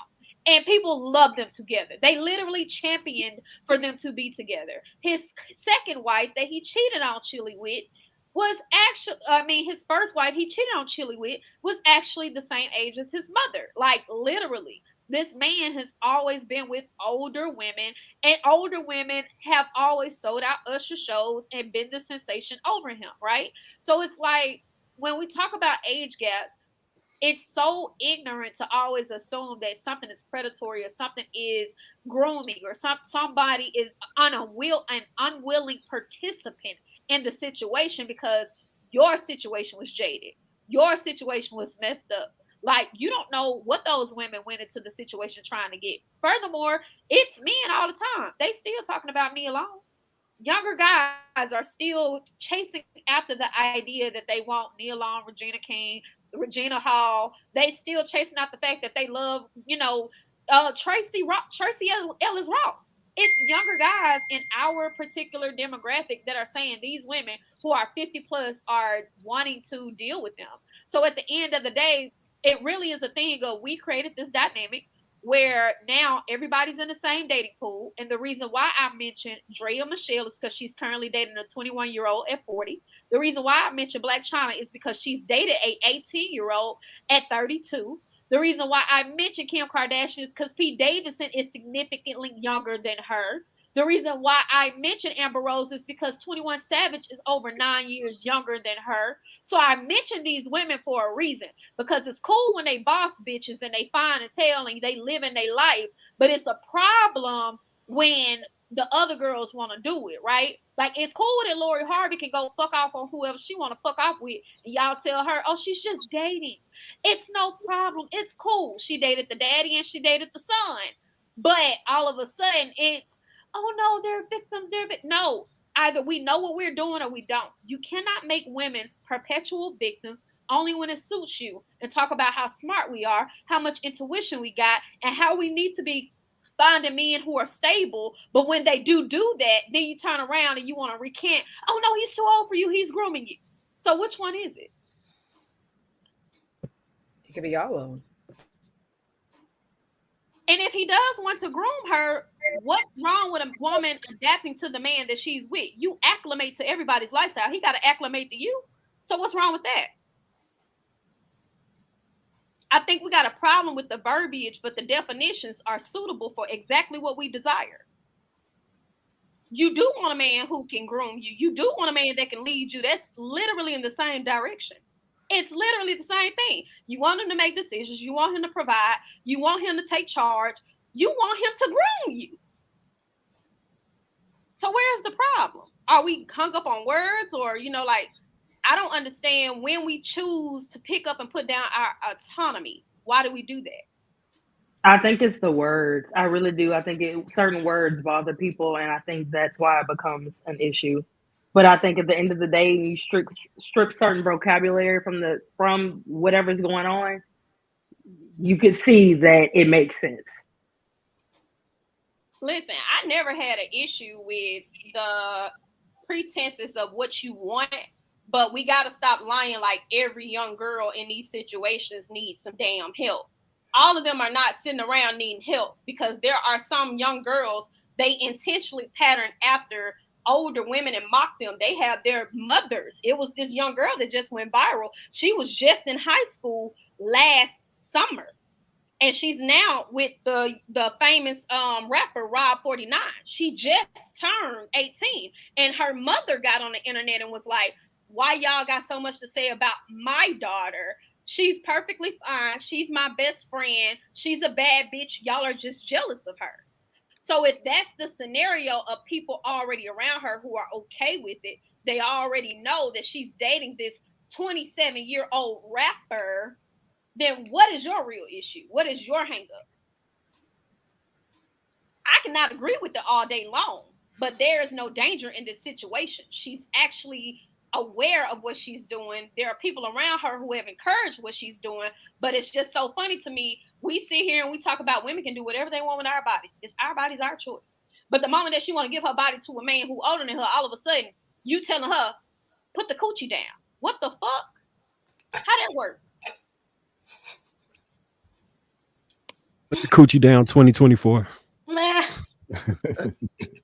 And don't we not realize that women who are 18, 19, 20 years old also can be predatory in nature as well when they age gap date? They actually dress themselves up. They get the fake ID cards. They slide into. We all know about the girls who used to talk about stealing their mama ID cards to go into older clubs to be around these men. We all know about that. We all know about these girls who be like, I look just like my sister. My sister's 7 years older than me. I just take her ID when I want to go somewhere. And they be up in the club shaking their little ass on these grown ass men, and they already know what their intentions are. So I feel like it could be predatory on every end. The younger people, there are young men who literally chase after older women. They seek them out because they have a mommy complex. They know them women gonna cook for them, they gonna clean for them. That's the first thing they talk about. She gonna do everything. She gonna do everything. She gonna cook. She gonna make sure the nigga straight. She got her own house. These young boys be predatory just like that. They telling you why they want a cougar. They telling you she gonna take care of me, and then y'all be shocked that these women go for it. But Mariah Carey was married to that man for a reason. She knew what she was getting herself into. Same way Chili talking about her and Usher never stopped talking until 2019. How you the side bitch to a man who been married twice and you was going with him? How that work? She didn't put the coochie down. She never put the coochie down. She never put it down. But we can tell these girls at 18 go get a BBL. We can tell these girls at 18 join the OnlyFans. We can tell these girls at 18, oh, live your life, date them all. I've literally seen y'all say it with Lori Harvey. I've literally seen people compare Lori Harvey and Common in dating and say, well, if you're going to call her a hoe, call him a hoe because he dates multiple women and she does this and she's just living her life. Lori Harvey has dated men her age and she's dated men that are the same peers as her fucking stepdad. Y'all don't have no problem with that because she's enjoying herself. So why y'all feel like y'all need to go and protect these girls who are telling you I'm perfectly okay with this situation? Go ahead, Jazz. I kind of did have a problem with young guys dating older women in a sense, just because like I had a family member that was like really young when he was dating this really older woman. And, like when we're older women, we're in a space of, wanting comfort and all these different things. And it might have made him mature, but I feel like he missed out on a lot of his good, have fun younger years and stuff. And now he's tied down to like a child and all stuff like that. And he could have been, getting more life experience and stuff. So now that they're not together, it's like he don't know where to start in life. Like he's trying to figure out. I told you, Mr. Lego made a very valid point. The same complaints we have about older men is the same complaints we have about younger men. Ain't none of their asses mature. All of them gaslight you. All of them manipulate you. All of them abusive to a certain degree. These are the same complaints women are having across the board. So let's just call a spade a spade. We are choosing these men that we want to be with. It is not the fact that all of these situations are where women are having issues with being in danger. Women have preyed upon men and men prey upon women. That's just what that is. And you choose your bed. You lie in it and you deal with it. It ain't no different than a man who going out here and he want to be the boyfriend to a woman who got 4 kids already by 4 different men. If you become baby daddy number 5, you knew what the fuck you were signing up for. Don't try to say she tricked you. I don't want to hear that. I think we just have to blame, not blame, but we could charge it to like our parents for not teaching us the difference between lust and love. Because you'd be looking at someone like, oh, I really think I like this person, but you don't know that that's not really what that is. So I don't know. I think it could be. I think the reality is the same thing that Erica talk about when she say she ain't building no man. I got friends in my age group who are saying the same thing. He already got to come established. He already got to come with this, that, and the third. So if she's having that same issue at her age, this is not a thing of age. This is a thing of conditioning and socialization. That's what this is a thing of. Maturity is not predicated on life experiences. I know a 50-year-old man right now who ain't even got a fucking driver's license. So I mean, what are we? It's really not. It's really not. We gotta stop saying that. We gotta stop saying that. My dad asked my mom to marry her he was 19 years old, and he was about that life at 19 years old. He tells the story all the time. He walked away from his friends. He had a good time. He was in college, and he never looked back. He don't miss it. He didn't feel like he missed out on anything. He created the life that he wanted. And I feel like that can happen for women and men. They don't have to be 38 to say, okay, I'm had my life experience. That's why we suffering right now in relationships. Like, you don't have to go live this long life and have all of this trauma from other people and have all of these situations in your head and things that haunt you about the opposite sex. You don't have to do that. And we mature at different ages based on who we are genetically and who we are, period. You know, it just is what it is. Some people are born leaders. Some people will always be followers their entire life. They will never be a leader in anything they do. And some people were leaders in elementary school. They were leaders in middle school. They were leaders in high school. They was leaders on every sporting team. That's just who they are. And they have their own mind. They know what they want in life and they don't question it. Other people, they need experience. They need to look to other people to make decisions. They need help. They need guidance. People are different, y'all. And we can't just attach age to them and stamp them out saying, oh, they're 23. They don't know nothing. They don't know what they want. I remember when we used to watch like older sitcoms, like Full House. They used to have Uncle Jesse on there as the Bachelor. He run wild. He never thought he was gonna settle down. It was always Danny and Joey who were gonna be the stable ones. They were always gonna be in a relationship. And all of the shows, they always made it seem like it was going to be the men who were bachelors. They live their life. They don't have no kids. They did the same thing with Keenen Ivory Wayans when he did a guest appearance on My Wife and Kids. When he came, he was the uncle who had the young party girlfriend. And, he watching his brother. Michael got the family and he's tied down and all of this other stuff. And they always made it show like women who were in those situations was destitute, was lonely. When women didn't have a man, it was always, oh, well, she's, being Mary Jane. She got all of these other accolades, but she ain't got no man, so she's incompetent. But her niece, she got the baby daddy and she got the kids, and so her life is significantly better because she has these things. All I'm gonna say is when we flipped the switch and we tossed that coin and we started giving younger girls the ideology like, listen, you can live your life, you can take your time, you can wait it out, you don't have to have kids right now. This is what comes with that. So you cannot be mad that we in the same dating pool, whether you are 51 or you're 19, you have the access to the exact same men. You might as well get over. Let me say this. Hold on. Let's get Trav in there real quick, and then I know you've been trying to speak, and then we got to try this to the next topic. All right, I'll be real quick about it. I just wanted to say, a lot of us don't even realize, like, our parents and certainly our grandparents were forced to be adults a lot younger. So just for instance, my parents 20 and 21, right? And there wasn't anything seen wrong with that because you're an adult. Like right now, we're told we should be waiting until we're close to 30 and everything else. It doesn't have to be that. Levels of maturity are not tied to age at all. At all. And I'm gonna be real with you. I just want to say to put up the Trev's point. Because I know he's about to. Trev's point, it's our culture. My brother is 30 years old, and all of his peers all of his peers of opposite races are already married. He talks about it. Oh, I work with a guy that's 24 years old. He's been married for 2 years already. They already have 2 kids, and they just bought their second house. Like, it's our culture, y'all. We can't be in this bubble and say that everybody in the world is living this way. This is something that we're passing through our genetics and our DNA. The entire world is not with this BS. They're just not.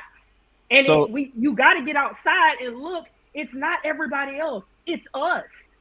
I know we got to go to the next topic. I just want to say this last thing. I heard Jasmine say something earlier.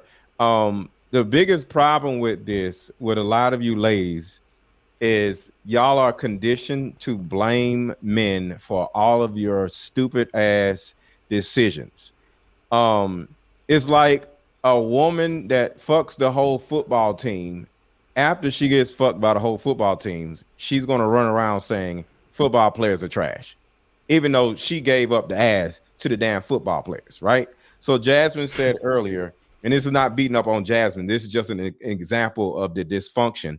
Jasmine said somebody in her family was dating an older chick, and she says it's not fair because his whole youth is gone because now he's bogged down with a baby. He just happened to nut in an older woman. If he would have nutted in a younger woman, a woman his age, he still would have been bogged down with a goddamn baby. The same thing.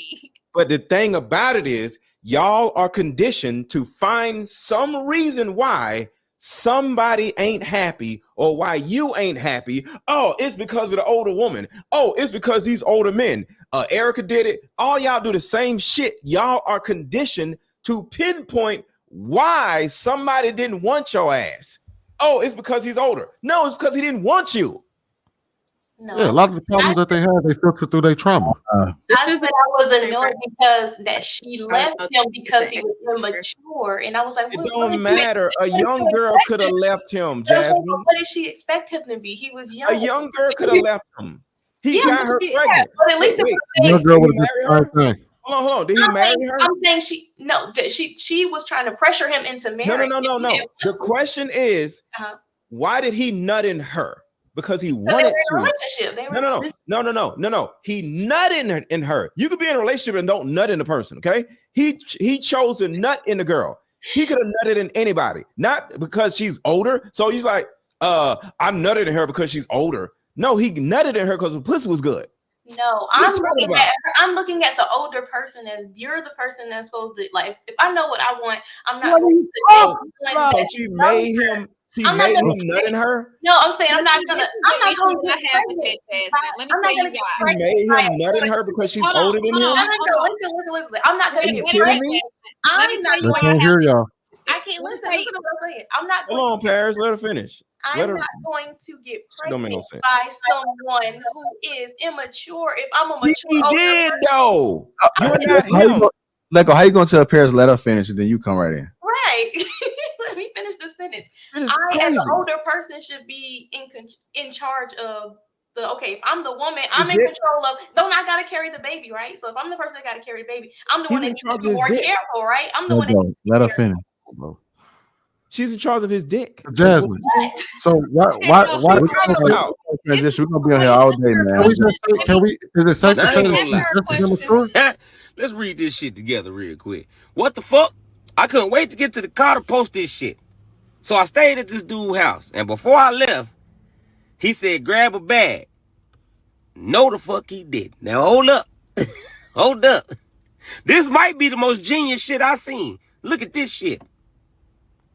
Nah, I ain't gonna lie. This shit might be genius. You give her the deed and you give her a snack and some money to get to the crib. She got some weed in there too. I ain't never seen a nigga fuck and give care packages. You onto something. All right, we go and get to these super chats. AP accountability partner $5 says, damn, we got Nia Long from Love Jones and Casey and Lynn Whitfield. Wrote that line between Love and Hate with Jasmine and Black Rogue. Beautiful panel. AP accountability partner said, disingenuous 18 years old will work to get in those adult spaces. Quit villainizing men. This is oftentimes is a two-way street. She and he is an adult. It's up to them. This is BS. Shout out to Hamp. Says salute to the channel. What else we got? AP accountability partner $5 says Sweeney and Mr. Let Go strike again. F what anyone else has to say. Come on, y'all. That's quite feminine behavior. What the hell do we do? Women are always threatened by younger competition. Finally, facts, Trev spitting fire. And lastly, black women be scouting young men like a MF 17 with 27. I thank everybody that's contributed to the platform thus far. Let's go ahead and get into this topic. I'm gonna go to Marcus first. I'll probably get some of the quiet folks and then get Andre and then Casey. Trev, I'm gonna try to go to them first. Marcus always has to say. So that's Jasmine ain't said nothing. I know, I said Jasmine. What you over there eating, Miss Lego? I never mind. Tangerine. Nah, that's not no tangerine. Let's go ahead and get to this topic. My man taught me how to control my emotions. My man taught me how to control my emotions. This probably be a good one, man, because, yeah, let me go ahead and play this clip. How to control my emotions more. And I never thought that's something a man could do. Wow. Believe it or not, I thought it was just up to me to do that. I'm incredibly grateful for you to be willing to teach me and work through me. I wasn't like angry, y'all, but I just, I had things that I needed to work on. Yeah. And you always checked me on those things and made me aware of those things. What are some of the things that Duke did to respectfully check you? Just delivery. Because it's not what you say, it's how you say it. That's what gets me every time. It's like you let your emotions affect the delivery, and it may not even be something that he's done, but it's just like I've learned to notice when it's happening and either in some moments not do it or some moments it happens and apologize for it and be self-aware enough to be like, yo, my bad, like it's not a good day today. You taught me how to control my emotions more. And I never thought that's something a man could do. Wow. Believe it or not, I thought it was just up to me to do that. I'm incredibly grateful for you to be willing to teach me and work through me. I wasn't like angry, y'all, but I just, I had things that I needed to work on. Yeah. And you always checked me on those things and made me aware of those things. What are some of the things that Duke did to respectfully check you? Just delivery. Because it's not what you say, it's how you say it. That's what gets me every time. It's like you let your emotions affect the delivery, and it may not even be something that he's done, but it's just like I've learned to notice when it's happening and either in some moments not do it or some moments it happens and apologize for it and be self-aware enough to be like, yo, my bad, like it's not a good day today. I need some time. Marcus, this woman right here says her man taught her how to control her emotions. Can men teach women how to control their emotions? Not only can they, but I think it's our responsibility. So I think that this is the prequel to the Judge Lynn Toler interview where she said her man was like a 6'2", 220-pound bottle of Zoloft or one of the things that was a mood equalizer. She said he was her rock, and with him there, he stabilized her and equalized all the negative emotions that she was having. I think that this is the importance of leadership. I truly believe we're supposed to balance out the highs and the lows that our women may be feeling, and we can somewhat experience some of those highs and lows through her, right? And we don't have to get out our body, because as men, we have to be extremely regulated, extremely controlled, because it get dangerous if we lose control at any given time. We're supposed to provide the stability within our homes. That's what the structure and the order comes from. So when your woman is having a bad day, it's not on you to fight with her and yell back and forth with her. You take the information in, internalize it, and either give her a solution or something to cope with, so she can bring all of that energy down to taste, so you all can have fluid conversations. I know I said this many times before. I don't argue with my wife. One of those reasons is because I taught her how to temper her emotions. I taught her how to communicate when she's upset. I taught her how to move forward in a respectful, kind manner at all times. And it's imperative that if you are going to be the head of the household or the man within that family, you set the standard. As long as we set the standard, you won't be going back and forth and arguing with your woman. You're not going back and forth arguing with your kids. You sit there and you are the rock. People rely on you as the rock. And being the rock, you definitely will teach people how to control their emotions. You'll teach them how to do a lot of things. That being one of the best. Okay. Go ahead, Batty. Oh, I 100% agree with this one.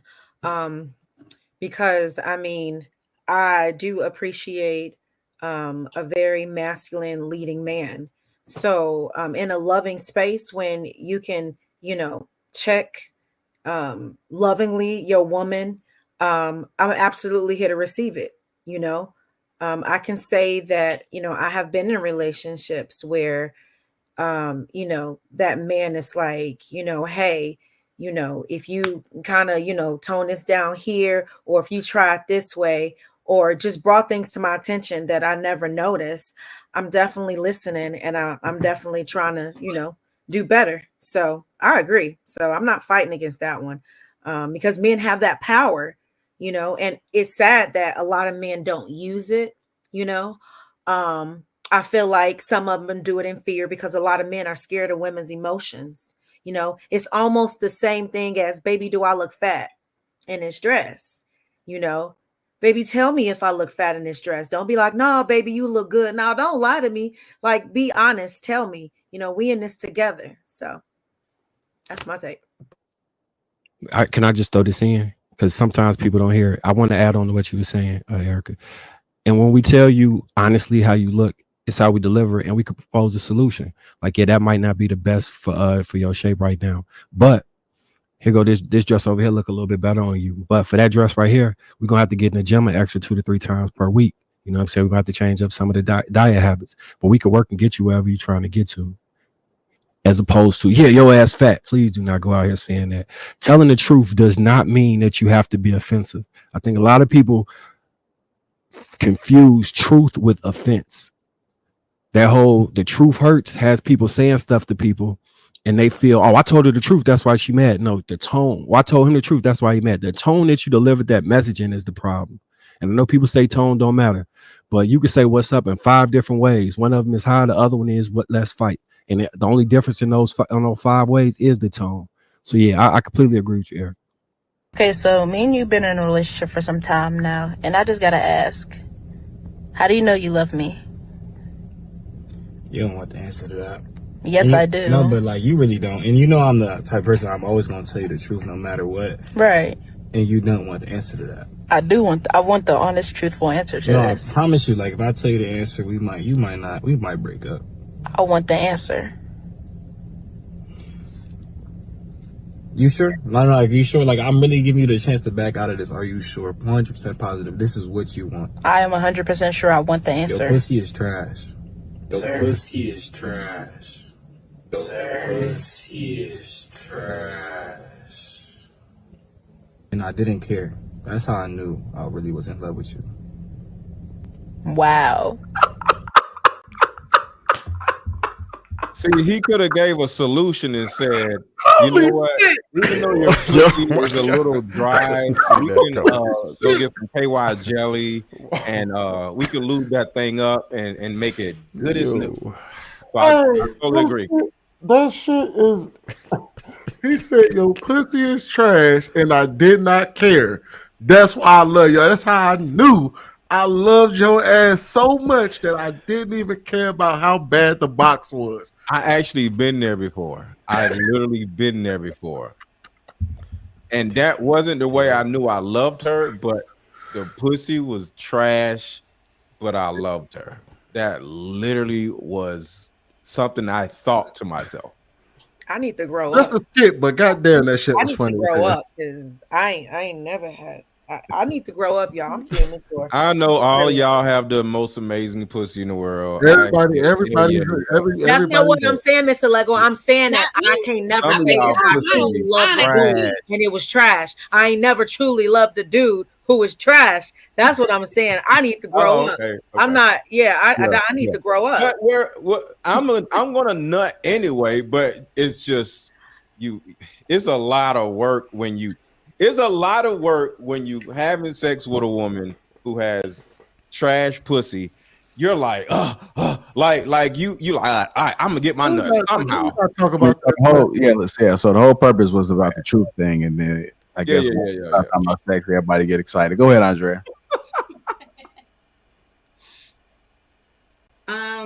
In regards to this video, I can understand that they're learning from each other because communication is key within a relationship. So it's not surprising that they're learning how to communicate with each other. I'm really surprised that the bar is actually that low, but I mean, I digress. Don't know. Don't even really. That's all I got. Andrea, can a man regulate your emotions? I think that'd be an interesting question to ask you. No, I think regulating your emotions has a lot to do with self-discipline and understanding what your triggers are and understanding how to work with yourself enough to. But what if you don't understand them? Hold on, you'll let her finish, Lego. Go ahead, Andrea. All I'm saying is that if you're in a relationship and you guys are communicating, it's not surprising that you get to learn how to communicate with one another. So the answer is yes? Yes, what? What do you want me to say yes to? Can a man regulate your emotions? Is the question. No, I don't think that. I think that that's something that you have to be self-disciplined about. That's something. But if you inadvertently flip out because of whatever reason, you got triggered by something he said or whatever, you don't think he has, or you've been around a man that had the ability to calm you down, hold you, whatever he did, and he regulated your emotions? Never. No, I think that that's possible. Someone can help aid me and calm me down, but So a man can regulate your emotions. I'm like, I think she's referring to responsibility more so than anything, Mr. No, Lapeef. I was just asking a question because I was just wondering, has a man ever did that with her? I just want to know with her in particular, because she be all over the place. I can imagine somebody being in a room like, "Yo, I need you to calm down." You know, just wondering. I just want to add that you absolutely can regulate people's emotions. Specifically, it doesn't have to be positive. So if you can cause somebody to get triggered or angry at you, that's actually regulating emotions in a negative manner. So the same way you can elicit a negative response, you can elicit a positive response. There you go. Go ahead, Casey. I'm gonna let my bro have this one. Marcus, there's nothing else for me to say. He said it all. I agree. In the line, there's really nothing else for me to say on that. Okay. Go ahead, Trev. So I definitely agree that a man can absolutely help to regulate a woman's emotions. And he should, right? We're supposed to learn from each other, and a man is supposed to lead. As a good leader, you're going to have to do that. So I think one of the main problems that people have with their emotions is just how not understanding how they're going to be received, right? We have our own thought process and we say things, but we don't ever take the time to realize how that person that you're speaking to is going to receive it. What are they going to get from your message, right? And not many of us are effective communicators. So that's something that he can absolutely help her to work on. And of course, he would have to be careful in his own delivery with how he does it. Just like that video, I didn't see that coming with the second video you did. Yeah, that could devastate somebody. So there's other ways of working a situation like that. If he would have just said, all right, you know what? Hey, I wanted us to try something different, right? There's so many different remedies, but when you deliver something that harsh, right? Even though that was a skit, like you could kind of tell, like, damn, that hurt, right? You're going to second guess yourself. Now you're going to be extremely insecure about that. Who knows how long that's going to last? Now, one important component to that is the woman would have to actually be able to receive it herself, right? So are you able to take this from me? Can I give you a message without you being offended? Are you ready to listen? Are you in a position where you even think that you can learn from me? And that's one of the major issues. And a lot of us as men don't even know how to address women sometimes, right? I know Clazabati mentioned earlier that sometimes men might be afraid of the emotions, right? And I think that there's some truth to that.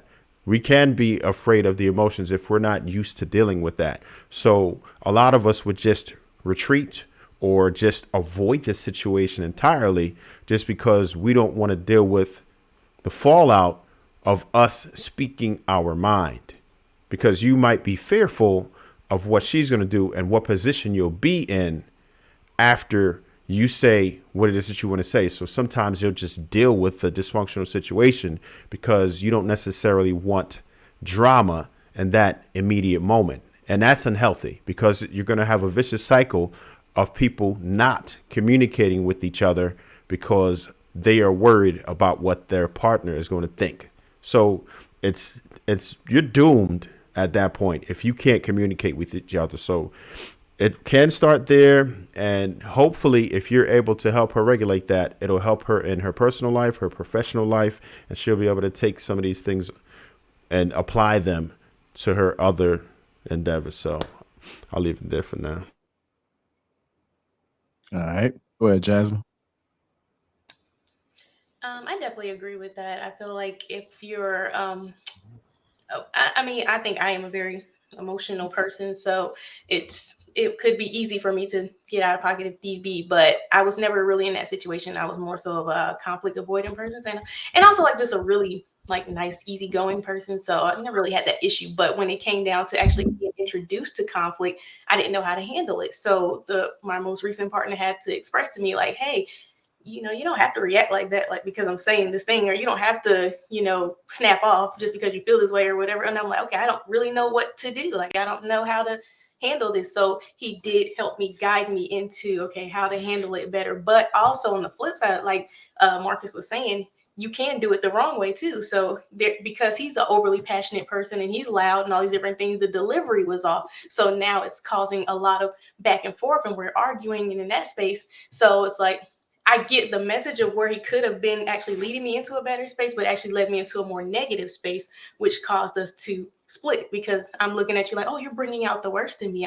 You're making me a more angry person when I know I'm not an angry person. So, but really he was just like, I'm not trying to hurt you. I'm trying to help you learn how to, deal with your emotions, but I don't know how to do it properly because I wasn't taught properly. So he don't even know how to do it. So you're not the person to really help someone in that situation. We're both to I don't know. It would have been easier if I was dealing with like, I don't know, the girl in the video, it looks like her dude or whatever. He seemed like one of those super high emotional intelligence guys that's like, oh, you're so nice. They just talk so soft and gentle and stuff like that, those podcast guys. But I don't know, I'm just saying, but I don't know.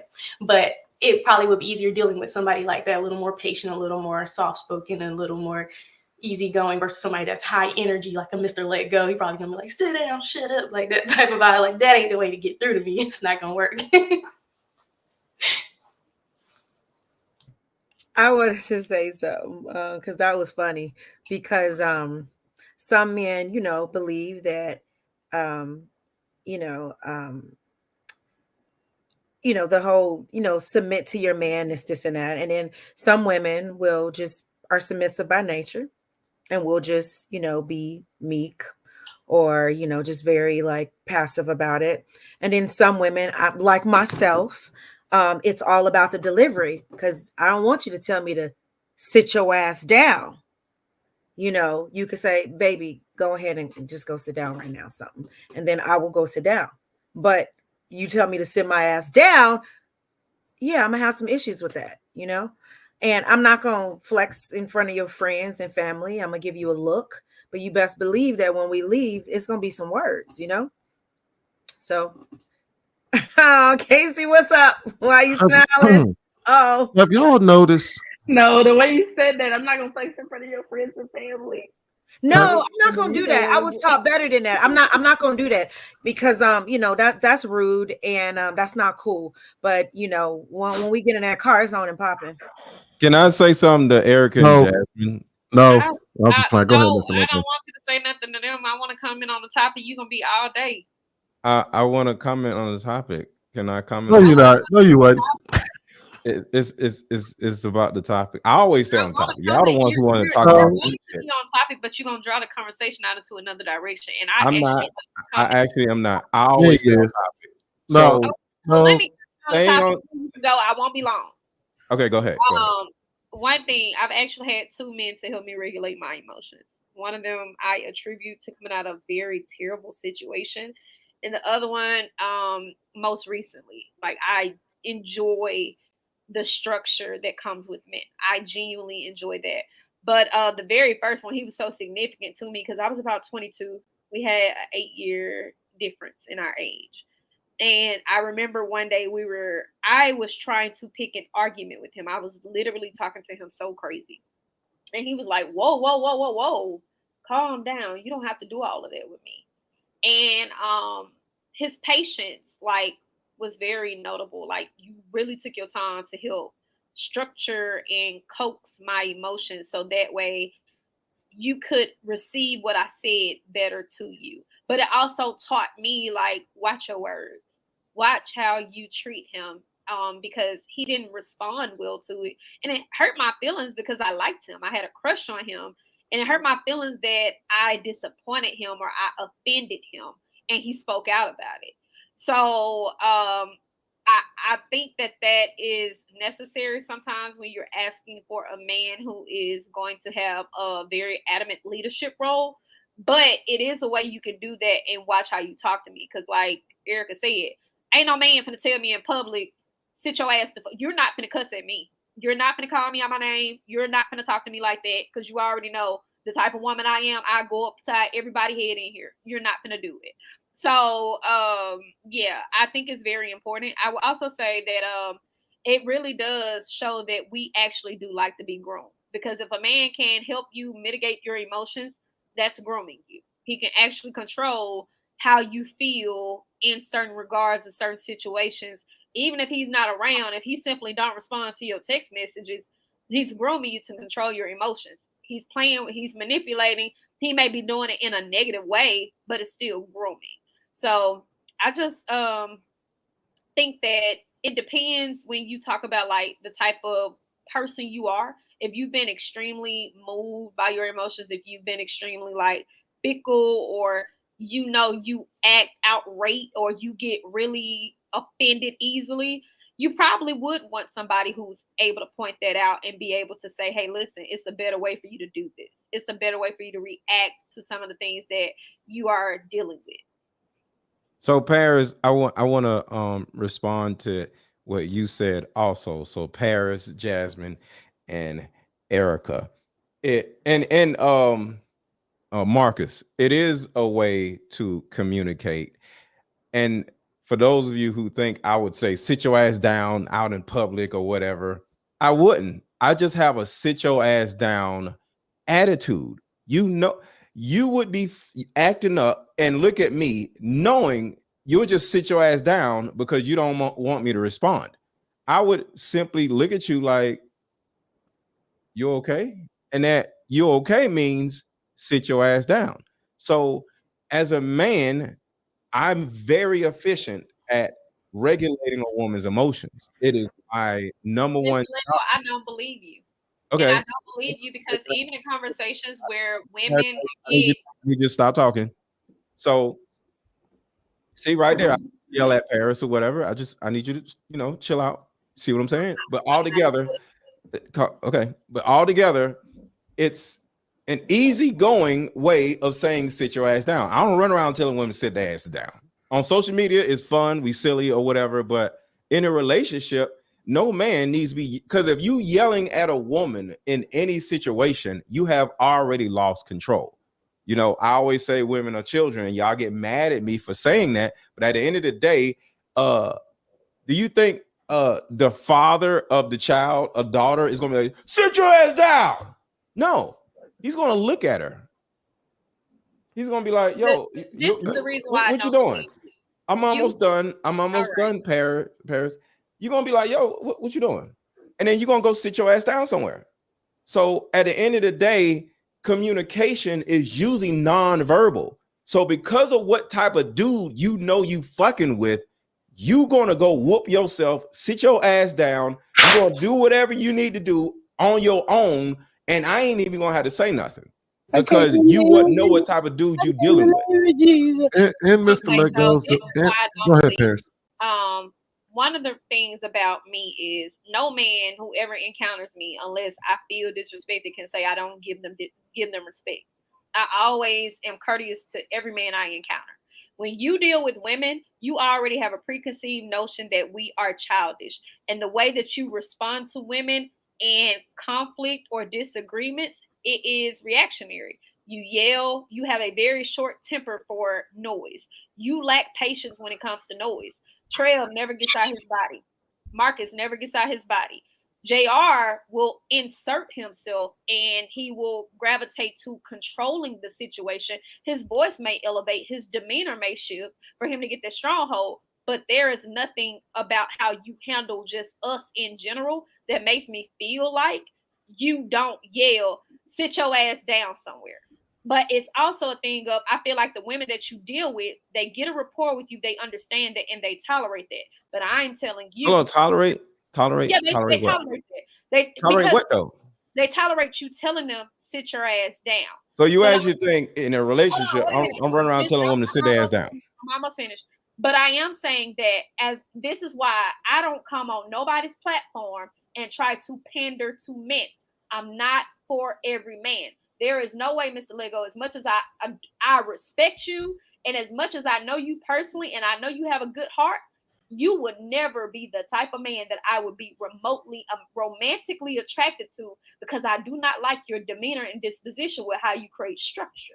I don't like it. Awesome. That's awesome. But that has nothing to do with anything. But the point I was making is when it comes to the sit your ass down energy, no man needs to be telling a woman to sit your ass down in real life, unless it's some crazy shit going on and it's an emergency and he's trying to, I don't know, get you out of danger or whatever. I've been married. I've never had a crazy argument with a woman because she knows what I'm about. You're going to look at me and I'm going to regulate you because that's my actual job. You're going to act up, look at me, and I'm going to slow you down, regulate you, and then we're going to go back to normal. I would say in Mr. Lego's defense, I did meet Mr. Lego in person. He is really a cool dude in person. Yes, he's very cool. But I just don't believe that as long as I'm actually quiet.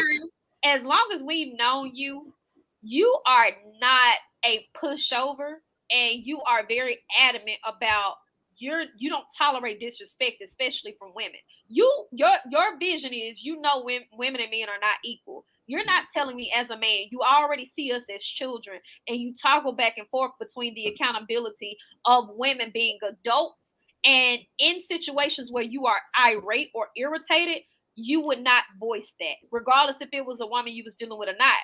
You do it to me, and I know you have a personal relationship with me. So if I know you have a respect and a fondness of me, you're not telling me that you're not doing it for a woman you also have good intentions behind. You just happen to be betting her. I don't see that. But so hold on 1 second. Just think about this, Paris. Think about the time that you've gotten into it with women on a panel, right? That is situations where I'm never going to see out in real life. Even, if we were out somewhere, you act like that on a panel because we're on a panel, right? You go extra, right? So sometimes I go extra because you go extra. And I'm not saying you're regulating my emotions, but when you said earlier, I don't like a lot of noise. So when you go super extra, I'm like, yo, shut up, right? And at that point, you're never going to be like that. Or the typical woman is never like you are on the panel with other women in real life. Not true. That's absolutely not true. And you actually be like that in real life? Back to the topic. I ain't never seen that before. I ain't never seen a woman act like that before. Black women are aggressive. Y'all stay saying that we have an attitude. Y'all stay saying that we. No, I don't say that. No, I'm just saying in general. I'm not saying. You gotta remember, I don't say that. I see women as easy, not easy. I see women as easily. Wait a minute. I'm gonna have to. On topic. We gotta kind of get back on topic, y'all. Situations where I see women as regulatable. Put it like that. It can be situations like that things like that can happen. Because I promise you, if you get my food wrong and you being rude to me, I'm definitely gonna be that woman you want to tell shut up. Why though? But all right, hold on, wait. Hold on, y'all. Around a woman like that before. I don't want to be around a woman like that. Who hasn't spoken on the topic yet? Okay, Sweeney. All right, go ahead, Sweeney. Damn, man, I had something to say to that. Shit. Go ahead. Because I know he wanted to get back on topic, but I definitely want to say I met both of you motherfuckers in person, and I can tell you right now, both of y'all are cool as a fan. Yeah. And I've seen and I watched the conversation between Paris and another woman, and they went there, and Paris didn't have to go there. And she don't act like that in real life. That's what I'm saying. And it's not because I think Paris is scared. It's because when we in person, it's a different vibe than when you on this panel and we talking shit to each other. I'm sure if I met Andrea in person and we sitting there talking, it's a whole different ball game. Yes. Okay, Sweetie, but also let's just insert this caveat. You and Casey have met me personally, and y'all know I will go there.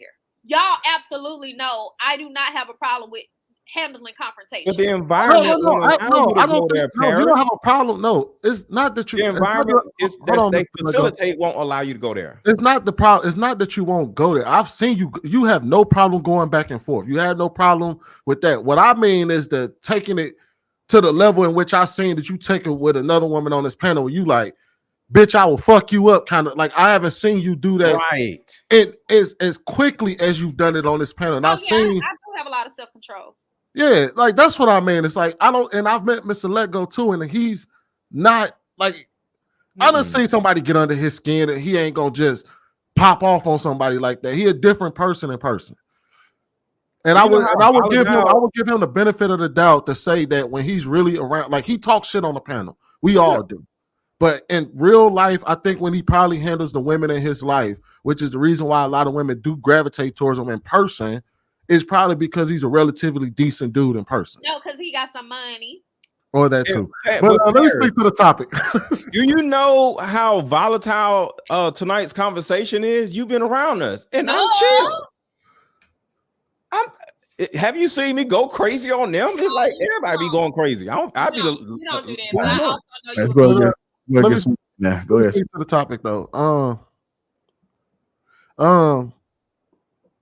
I find it interesting that no matter the age, we got women across all age groups on this panel, and they all said they wanted the same thing from a man.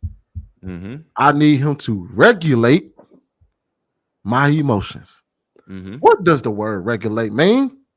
Control. Or supervise. Or tell it means the rules and the regulations. I want to ask, well, I ain't gonna want to ask the ladies. I'm not gonna ask the ladies a question, but I will say this. To submission. Which group of men do you think is most likely to be able to control and regulate your emotions? A man that's an adult who's grown, or the guy that's the same age as you, 25 years old? Both of y'all can't regulate y'all emotions. The same one, because the reality is the reason all these women said the same thing. We want somebody that can regulate our emotions, which is the reason why you were targeting older men to begin with. It's because they're the group that's going to regulate, teach you. Every woman on this panel that said, I learned it from a man that was older than me. Hold on. I will say you gonna shut the hell up. Had the most impact on my emotions was 8 years younger than me. He was the youngest man I ever dated. And what did he do? What did he do, like in particular? Or what was it was just the way he presented himself and the way he talked to me. You know, it just made me listen. You know, how old was he? At the time, he was 22 and I was 30. So wait a minute. Hold on. Nothing wrong with that. Don't judge. No, I'm not saying that there's anything wrong with that. Okay. What I'm saying is, then if you can sit here and tell us that a 22-year-old man, which matures later than women, was the person that was able to regulate your emotions the best, how God's green earth can you look at a 22-year-old woman and say, you don't know what the fuck you doing? I'm not. There's an exception to every rule. I wasn't speaking on every situation when we were, talking about the younger and the older. And I was specifically targeting the really huge age gaps, a 8 to 10 year, 5 year, 8 year, 10 year, that's different than a 20, 30 year. So, but anyway, yes, it was all about his delivery, the way he loved me, because again, he had not been jaded yet. So that's a different type of love. Oh, yeah, don't say. Don't say. He hasn't been jaded yet. No. Don't say. Don't you long enough. They always prove our point. It's an individual situation. Listen, that's a circumstance. Your damn point. No, Erica, hour later. Erica. I'm speaking to this particular situation. But you know what? I'll never do it again, though. They do it every time. Every night. Yo. Every Thursday. It all boils down to it. You know what it all boils down to? It's just different if it's coming from a woman, right? That's all it boils down to. They're looking at it different. If it's a man versus a woman, because if it was a man in the same situation, he's a predator. It's a woman. No, that's different. No, that's different. That's different. No, that age group. That age gap. It's not so bad. It's not that bad. I was specifically speaking. If you asked me the last time we talked, and this time I'm talking to the 20-something and the 40-something, the 20-something. No, Erica, hold on, wait, Mr. Leko. What you have to understand is it's not about the age gap at that point. The reason why y'all call it such predatory behavior is because of who y'all said the women are at 22 years old. So when you said he hasn't been, what did she say? Jaded. She said jaded. When you say words like he hasn't been jaded, he hasn't been tarnished by life. Right. That's what men meaning are he's saying. green. Men are looking he's green. The reason the best experience as far as your emotions was a person who has not been jaded. So it's about the woman, not necessarily about the fact of the gap. We're not talking about the gap, but women are at that age. You can be mature enough to work with a man that's 40 years old. And that's the whole point, because she hasn't been jaded. She hasn't been problematic. She ain't dealt with year after year after year of trauma. And it doesn't matter, because, what's the difference between 8 years and 20 years? You think me dating a 50-year-old would be predatory for him to date me? Paris, how old are you? No. I am 29. He old enough to be your daddy. But I'm asking, do you think, based off of you listening to me, like you, even if you were Paris, if you were my daughter, because you closer to my daughter age, if you were my daughter, I would not like that situation. No. I'm not asking if you like it or not, right? That's not what I'm asking. What I'm asking is, based off of your conversations with me, based off of you being like well aware, even though I may not agree with you, right? Or we may view things differently. Do you believe if I was in a relationship, for instance, with Mr. Let Go, that he would be the predatory situation? Do you believe it would be a predatory situation? No. Between a 29 and 50-year-old, no. But that's a 20-year age gap. It is. But in a 20-year age gap between a 29 and 50-year-old is not the same between an 18-year-old and a 48-year-old. What about a 22-year-old and a 42-year-old? Hold on real quick. In Paris, you're like my little sister, so that's not this ain't the point. We'll never work. We're never gonna do listen. Let me get it out. I said you like my little sister, but the reason why we wouldn't work out as my little sister is because you would have no dominion over me, and you are used to having dominion over arguments, conversations, because you said yourself you have a certain amount of volatility that would be suppressed. Because imagine you with your volatile ass being around me, you would literally because you wouldn't be able to get it out because you would be afraid to say something crazy to me, and it would drive you nuts because you're used to blowing up on people and you can't blow up on me. That's not true. That's not true. And you would literally just implode because you wouldn't be able to say nothing crazy to me. Sweeney can attest to that. And JR can also attest to that. Attest to what? Attest to the fact that I don't implode. Listen, here's the thing, right? You explode. You would have to implode with me. I don't do that. And this is why. Everybody loves to say that I have a social media personality. There are two men up here who can absolutely say, no, she act like that in real life. She gonna say some shit she didn't think she was gonna say. And she has a very much so overly excited personality. I never shun who I am. And that's why I don't try to appease two men, because I know the type of woman that I am. I have too much of a backbone to just take anything lying down. Am I submissive? Yes, but I'm not docile. And a lot of men think femininity is docile. They think quiet is femininity. That's not femininity. And I'm never going to shut up. And that's why we wouldn't work out. Remember we had that conversation? You would never shut up. That's the problem. I will have a requirement of you shutting up at some point. You ain't gonna just keep fucking talking around me. Tell me all the time, you are so loud. But it was never about me being loud. That was a problem for him. He just didn't like noise. But as far as like me expressing myself, she boisterous.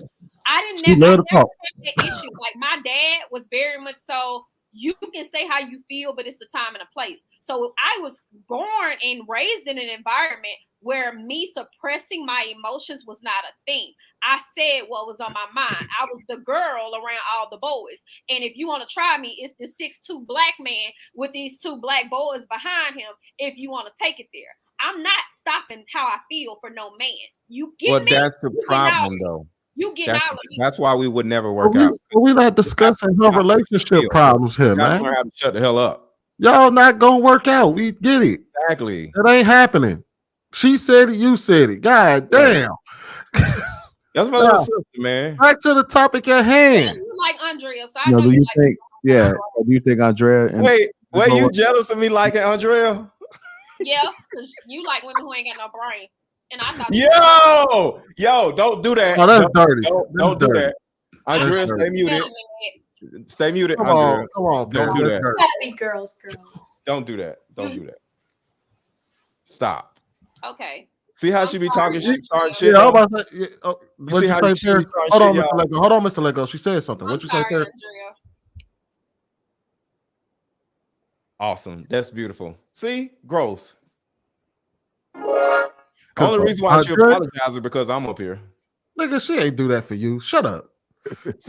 I'm regulating her emotions, bro. I'm proud of both of y'all in that moment. I'm proud of both of y'all. Andrea did not react, and I'm proud of you apologizing. Because I told her to stay Very muted. nice, I'm regulating both of their emotions She not right listening now. to you. She ain't listening to shit you just said. She ain't even lift her finger up to the camera before you said that. She Yes, wasn't she thinking did. about me. No, she didn't. Come on, bro.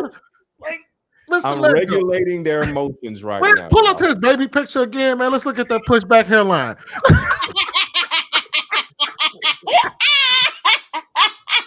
Yeah. God damn. That boy had the barber from hell back then, man.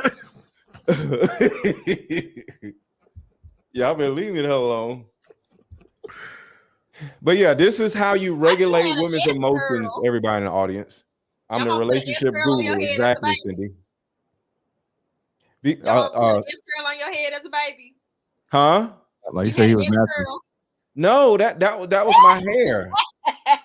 That was my hair. I told people, told these little ignorant people that I had good hair. Oh, you look like you didn't have an actual haircut for your first 10 years of your life in that picture. I didn't. Nobody put clippers to your head. No, you don't. You don't cut that kind of hair. You don't put clippers to the hair. I ain't gonna tell what kind of hair you supposed to cut. He didn't need no haircut, y'all. I didn't need no haircut. I had. Remember, I told y'all that my mom used to pick my hair, and my dad used to pick my hair. 5 and 6 is kindergarten. Yeah, you don't cut that type of hair, fresh bro. line. How you gonna tell me what type of hair we supposed to cut? You don't cut. How you gonna tell me what type of hair we supposed to cut? I did not have a haircut until I was like 6. I can tell, and that's why your hair gone now. That kind of hair. MLG. That's why your hair gone now. When you be consultating with the women, you need to tell them how to actually do their baby hairs, because it's men like you who had them for real. The reason why they walking around with these grown adult hairs near their eyebrows. That's how baby hairs really look. Right. Not the shit that they be putting on these lace fronts. Oh, and to the ladies watching, my pubic hairs look like that right now. Just so nobody gives a oh my god! Oh my god! So you don't groom that? You don't shave that? You know what this is? This is a man that understands that he can't grow facial hair, so he got to draw attention to areas that don't matter. That man ain't got no beard game, so he like, hey, check out my pubic hairs real quick. Bro, I'm trying a different look. Damn, you know how people have a different look. We know who look old and young at the same damn time. You the only one laughing. Shut up. No, we all laugh. We all laugh. Nobody else laugh. Everybody cackle. Your ass look old young at the same time. You ain't got no facial hair, but that ass got a bald head to make you look more older. You just mad because I look young. I ain't mad. I ain't mad. Like I look young. That's all. Hey, seriously, Mr. Lego, I'm gonna challenge you to something. Yes. Because you did say you cut your hair on purpose. Yes. Woof for about 3 weeks so we can see what's up. He don't want to look soft. He Nah, he's not doing that. I'm not doing that. I'm not. Bet you on. Hey, dead follicle growing on that man's head. I come out here in the shower. Like, it's something I usually do. I can't even imagine not doing it. Because when your hair starts coming back, it starts itching. Hey, shit coming back on that head, bro. It turns into stuff. I can't deal with it. He got that permaball. You know that shit that stays shiny and slick forever? Permaball. He said permaball. But yeah, when my hair grows back, it's like super. I can't deal with it. That shit drives me nuts. Nigga line his ass off. Hair out because you know, as soon as you do, them men gonna be calling you a simp. They're gonna be like, "Look at this pretty head motherfucker. He a simp. That's what he is." Nah, we gonna find out his head patchy. That's what we gonna find out. Y'all are hating. None of y'all got no childhood picture that looked better than that. None of y'all. I was sexy. I had all the little elementary school girls going crazy. We know childhood photos. I have to put them on screen. All right, y'all little ugly ass little kids. I got something to do tomorrow.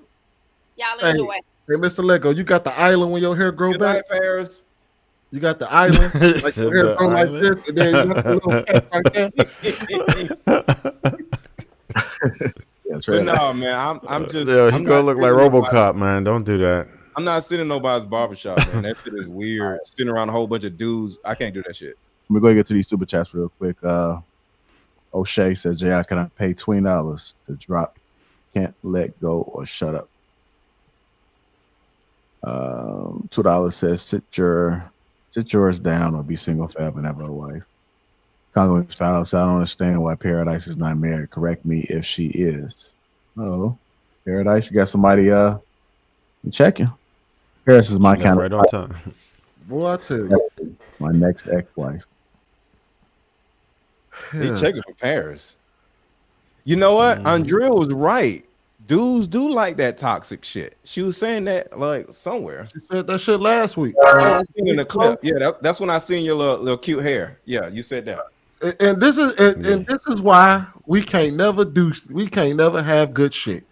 Cause y'all be proving people on this panel right every week. Y'all come in and say some shit. Y'all talk mad cash shit about Andrea, then prove her ass right afterwards. Ain't that a bitch?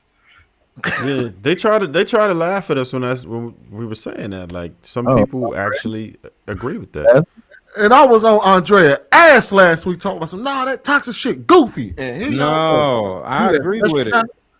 It's intoxicating. Jasmine and Andrea are like subtle toxic. You know what I'm saying? And you know, I want to hear something from Andrea and Marcus. Jasmine. Any final thoughts, Andrea? Both of y'all are like equally subtly toxic. All in all, I feel like we're all doomed. Oh my God. I'm good. I ain't got shit to do with what's going on out there. You're doomed. I ain't doomed. I'm good on me. You're doomed. I feel Andrea, like but why? I don't care why. Why? You're doomed. Why? Yeah, why we're doomed? Because the lack of education that we have in certain topics and conversation, the lack of, skill that we have in using our critical thinking skills, we don't have them there. Why? Because I was talking about my pubic hair? No, I'm just saying, I feel like oh, okay. I feel like if this is what we have to go off of, the whole world itself is doomed and we'll be Hunger Games in no time. I pity our youth, and that's it. Do you really want to live in a world where we're living in like a Hunger Game environment? Like, do you know what that looks like for women like you? This is where we're heading. I mean, we'll be there in no time. No, I get that, but do you like? Because I understand, like a lot of people be like, man, I can't wait to the end of the world, but like, no, like especially for the women on this panel, that is not a very good world to live in. I'll still be alive. Y'all asses would be dead. So I'm cool with Hunger Games. What is that? Let's do it. And That's what you got? Let go. They gonna fuck him up. Bro, that's it. This nigga got a couple hatchets. I'm ready. You got some cleavers. I got a couple meat cleavers talking about some. I'm good. They gonna fuck you up. Yo, what? Hey man. That's it. I'm ready. Hunger Games, let's go. Guns, yes, but the thing about it is when it comes to some end of the world type of shit, at some point, y'all niggas gonna run out of bullets, and y'all gonna be looking stupid. Y'all gonna run out of bullets. Y'all gotta have hand weapons. Yeah, within the first year, if there was ever a zombie apocalypse, y'all gotta have hand weapons at some point, because at some point you're gonna run out of bullets. Nobody has enough bullets. Everybody on this panel is dead within the first year if there's a zombie apocalypse. I've been training for a zombie apocalypse for like 20-some years. I'm ready. Same way. You gonna get the first one to do? Because no, you know what's gonna happen to Erica? It's gonna be a dude that's gonna come sweet talking, and then he gonna get bit, and then she gonna be like, "But I love him," and then he gonna turn, and then shoot my own kids in the head. See, you don't know me. I'll shoot my kids zombies. Like real talk, they gotta go. I got gas masks. Somebody be like, just bite me. I can't fight anyway. I got gas masks. I got water. I got canned goods. I got clean roll. Somebody in the chat said, if you caught COVID, you dead within the first year. That's exactly my sentiment. If any of y'all had COVID, your ass is dead. Huh? Some people were asymptomatic. We had COVID. What are you talking about? Exactly my point. So we had a zombie apocalypse. Everybody on this panel is dead within the first year. Why? What do you mean? COVID is different. We can see the zombies coming. Right. I'm chopping arms off. What are you talking about?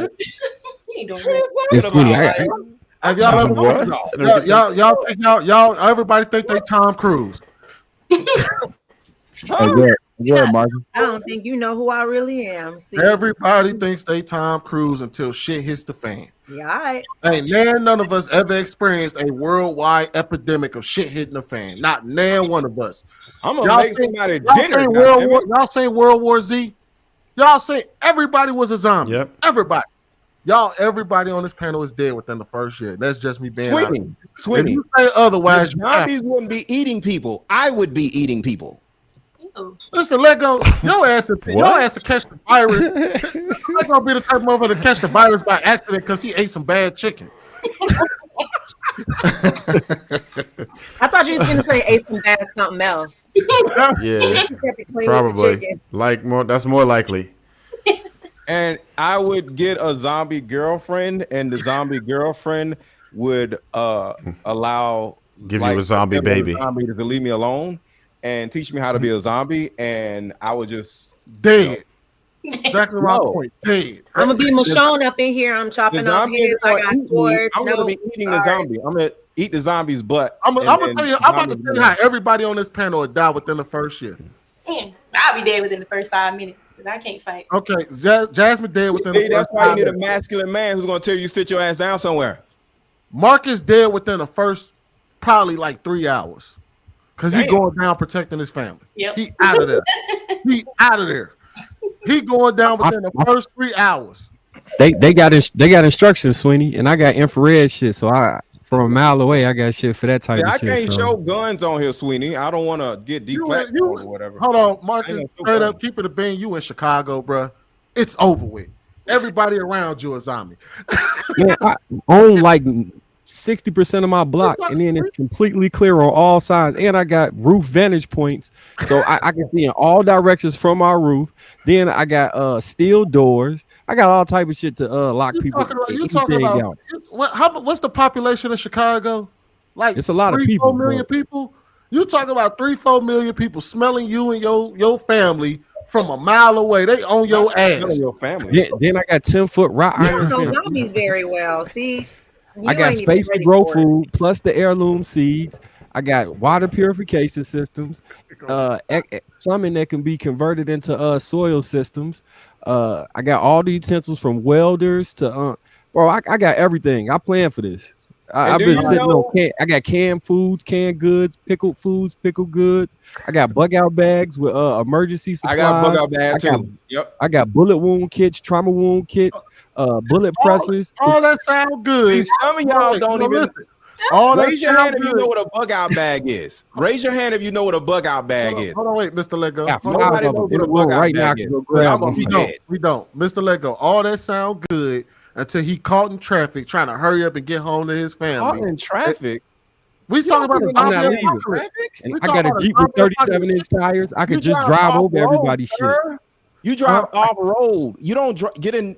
You don't drive on no actual street because you're going to get caught somewhere in traffic. He's in Chicago. There is no off road. I got in Georgia. We got off roads and Land Rover. I could drive over 70% of the cars on the road if I felt like it. I could just drive over they shit, like just clean drive over it. What's the other reason for having an axe other than self-defense? You did hunting, chopping down wood, chopping wood, making fires. You see how a gun actually can't help you sometimes, and shit like this can actually help you survive. It's not always about shooting and people and shit. It's about eating and cooking and building shit and fixing shit also. I don't think y'all understand how fast the zombie apocalypse happens. Bro, it's not overnight. That's overnight, and that's just the one, and that's just the type of zombie apocalypse where the shit is you got to be bit for it to transfer. What if it's airborne? Have you lived through this before? No, but I've seen enough movies to know that we ain't surviving that shit. I've seen enough movies to see that it ain't never been airborne. Sweeney, I said 10 minutes ago, I have gas masks. I said that 10 minutes ago. You didn't see the Erica, you didn't see the movie where they I got a full hazmat suit. Where it was did you ever see the movie where they say it was like what was the movie called? It was like The Perfect Girl or something like that, and like all the kids were zombies, and it was because like the disease was airborne. Yeah, like when you went outside, like some of them can be airborne, some of them can be, and I wasn't even talking about airborne yet. I was just talking about straight up getting bit by something. I have an inflatable raft. That's viral. Yeah, that's viral. But like, shit, y'all be dead. I have an inflatable raft. It's a flood, because sometimes all this zombie apocalypse, it could be a fucking flood. It could be the fucking electrical grid. 6 months. The electrical grid. Y'all gotta think. It's not just zombies. You gotta have other shit. What if it's a big ass flood? Famine. Flood. You ain't even got no fucking raft. I got a fucking raft. You know what I think is gonna happen? I think there's a different species somewhere watching how stupid we are, and they're gonna. Oh my god! Here we go with the doom and gloom. I think that they're going to come and they're gonna hover over us and say, "Hey, they're completely unfit to harvest this beautiful gift we've given them. Let's wipe them out and create a whole other species." And it'll be our time, because we continue to prove every day. Tell them to come on up. That we're so fuck them up. Tell them to come on up. And chop their arms off. Do y'all think an alien that visits the planet will be one hostile towards us, hospitable towards us, or we're gonna find a way to fuck it up? They're going to be hostile. All of the above. The second two. They're going to be hostile because they've watched us be hostile to everything and anything we've ever had in our possession. And they're going to deem us to be unfit to be on this planet. And they're going to wipe us out. And we deserve it. And at some point, white people are naturally controlling. So even if they come down here trying to be nice, white people are going to start fighting them and shit, because they don't want to. They're going to want to control some shit like they did with the Avatar people. They just went in there and tried to take over the Avatar little blue people. No, that was different though. That was shit. No, it's not, because it's different between aliens coming here and we going out and exploring, because we would be the type, because I think we view aliens through our own lens of how much we like to conquer shit and do shit like that. So we'll see aliens the same way. We're talking about a group of people that discovered space travel. That would be a group far more advanced than us, that they understand more about us than we will ever understand about them. That means they can kill us, so they will automatically be the enemy. White people are not with that. They will try to fight them and die. And that's what I said. That's why I asked, are we going to be the ones to fuck up the relation? Like, because I don't think I think aliens will come here and be like, oh, y'all see, let's see what's going on. Let's see what they might even come and try to teach us some shit. And then here we go, one of the fuck up by trying to experiment on them. They're gonna try to capture one of them and shit. Trev trying to say something. Go ahead, Trev. Right, I'll just say this: if you think about the distance, right? You talk about light years and light years and light years and light years, millions of light years. So there's nothing within our immediate stratosphere, right? So the method of propulsion that they would need just to arrive here for any sustainable planet, right, that someone could actually live on, right, as far as, at least as far as we know it, they would have to have some superior intelligence. If they are that intelligent of a being, unless they were starving for resources, and even at that point, right, you could probably create your own resources somehow through something. So for them, I would just say this: they're going to be more sophisticated than us. They were probably way more peaceful than us, and like you said, Sweeney, they would probably come down and try to show us something. I would doubt that they would be predatory, just because of how advanced they would have to be to have that method of propulsion where you could actually reach us. There's nowhere near here that we could see any type of sustainable life. And then not only that, like us to them is like us looking at a baby monkey, so to speak. Like they will be seeing like how we'll look at a baby monkey and be like, our 5-year-old, their most intelligent monkey is about as intelligent as our 5-year-old. That's how they would look at us in regards to their young. They'd be like, this group is not that bright. And on top of that, think about it this way: why would they want to come conquer Earth? They done said they done discovered 52 super Earths. What reason would they have to come here?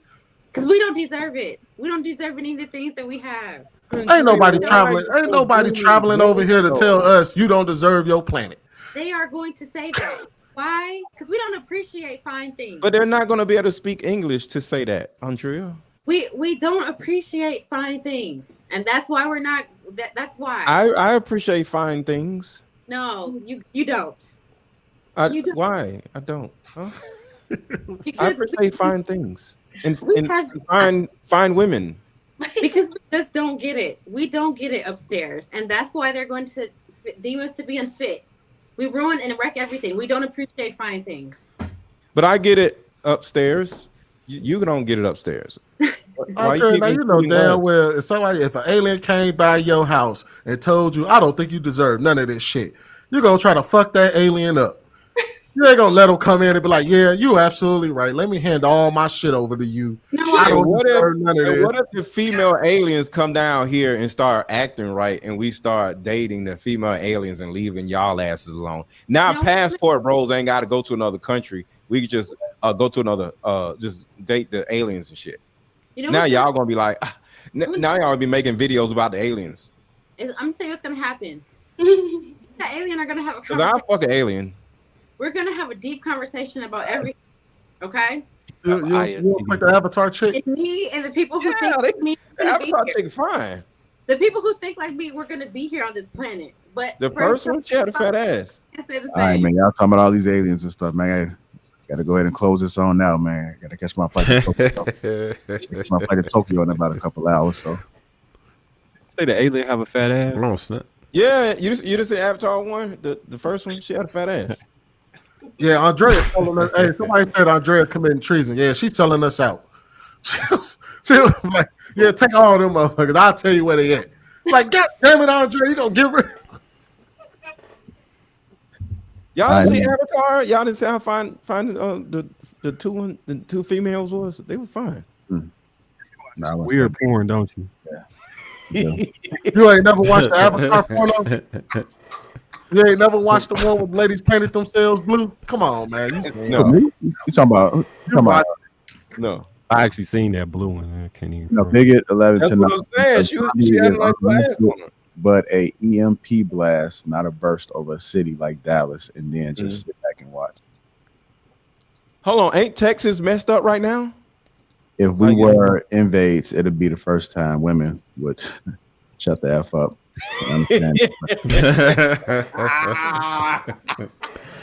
I bet y'all would shut the hell up then. Andrea gonna run right behind Mr. Let Go. Please, please help me. Yep. Turn around and sit your ass down. Hey, hit the like button, man. Also, make sure y'all subscribe to the channel. So make sure we support everybody that was on the platform. Make sure y'all follow each other on the IGs and see what other great things they got going on outside of here. Hit that link pinned to the top of the chat if y'all want to come to the King Talk Edition Masquerade March 9th in Dallas. And yeah, I guess we out, man. Yeah, great show. Andre, you cool? I need to contact HR. No, I'm good.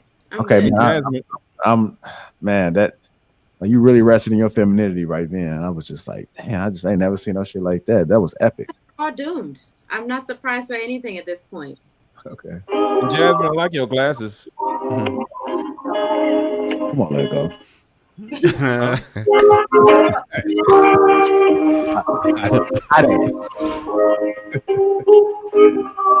That shit, I'll get that assured. I peep and chew the curls, man. Keep on top. Yeah. Ugly ass baby.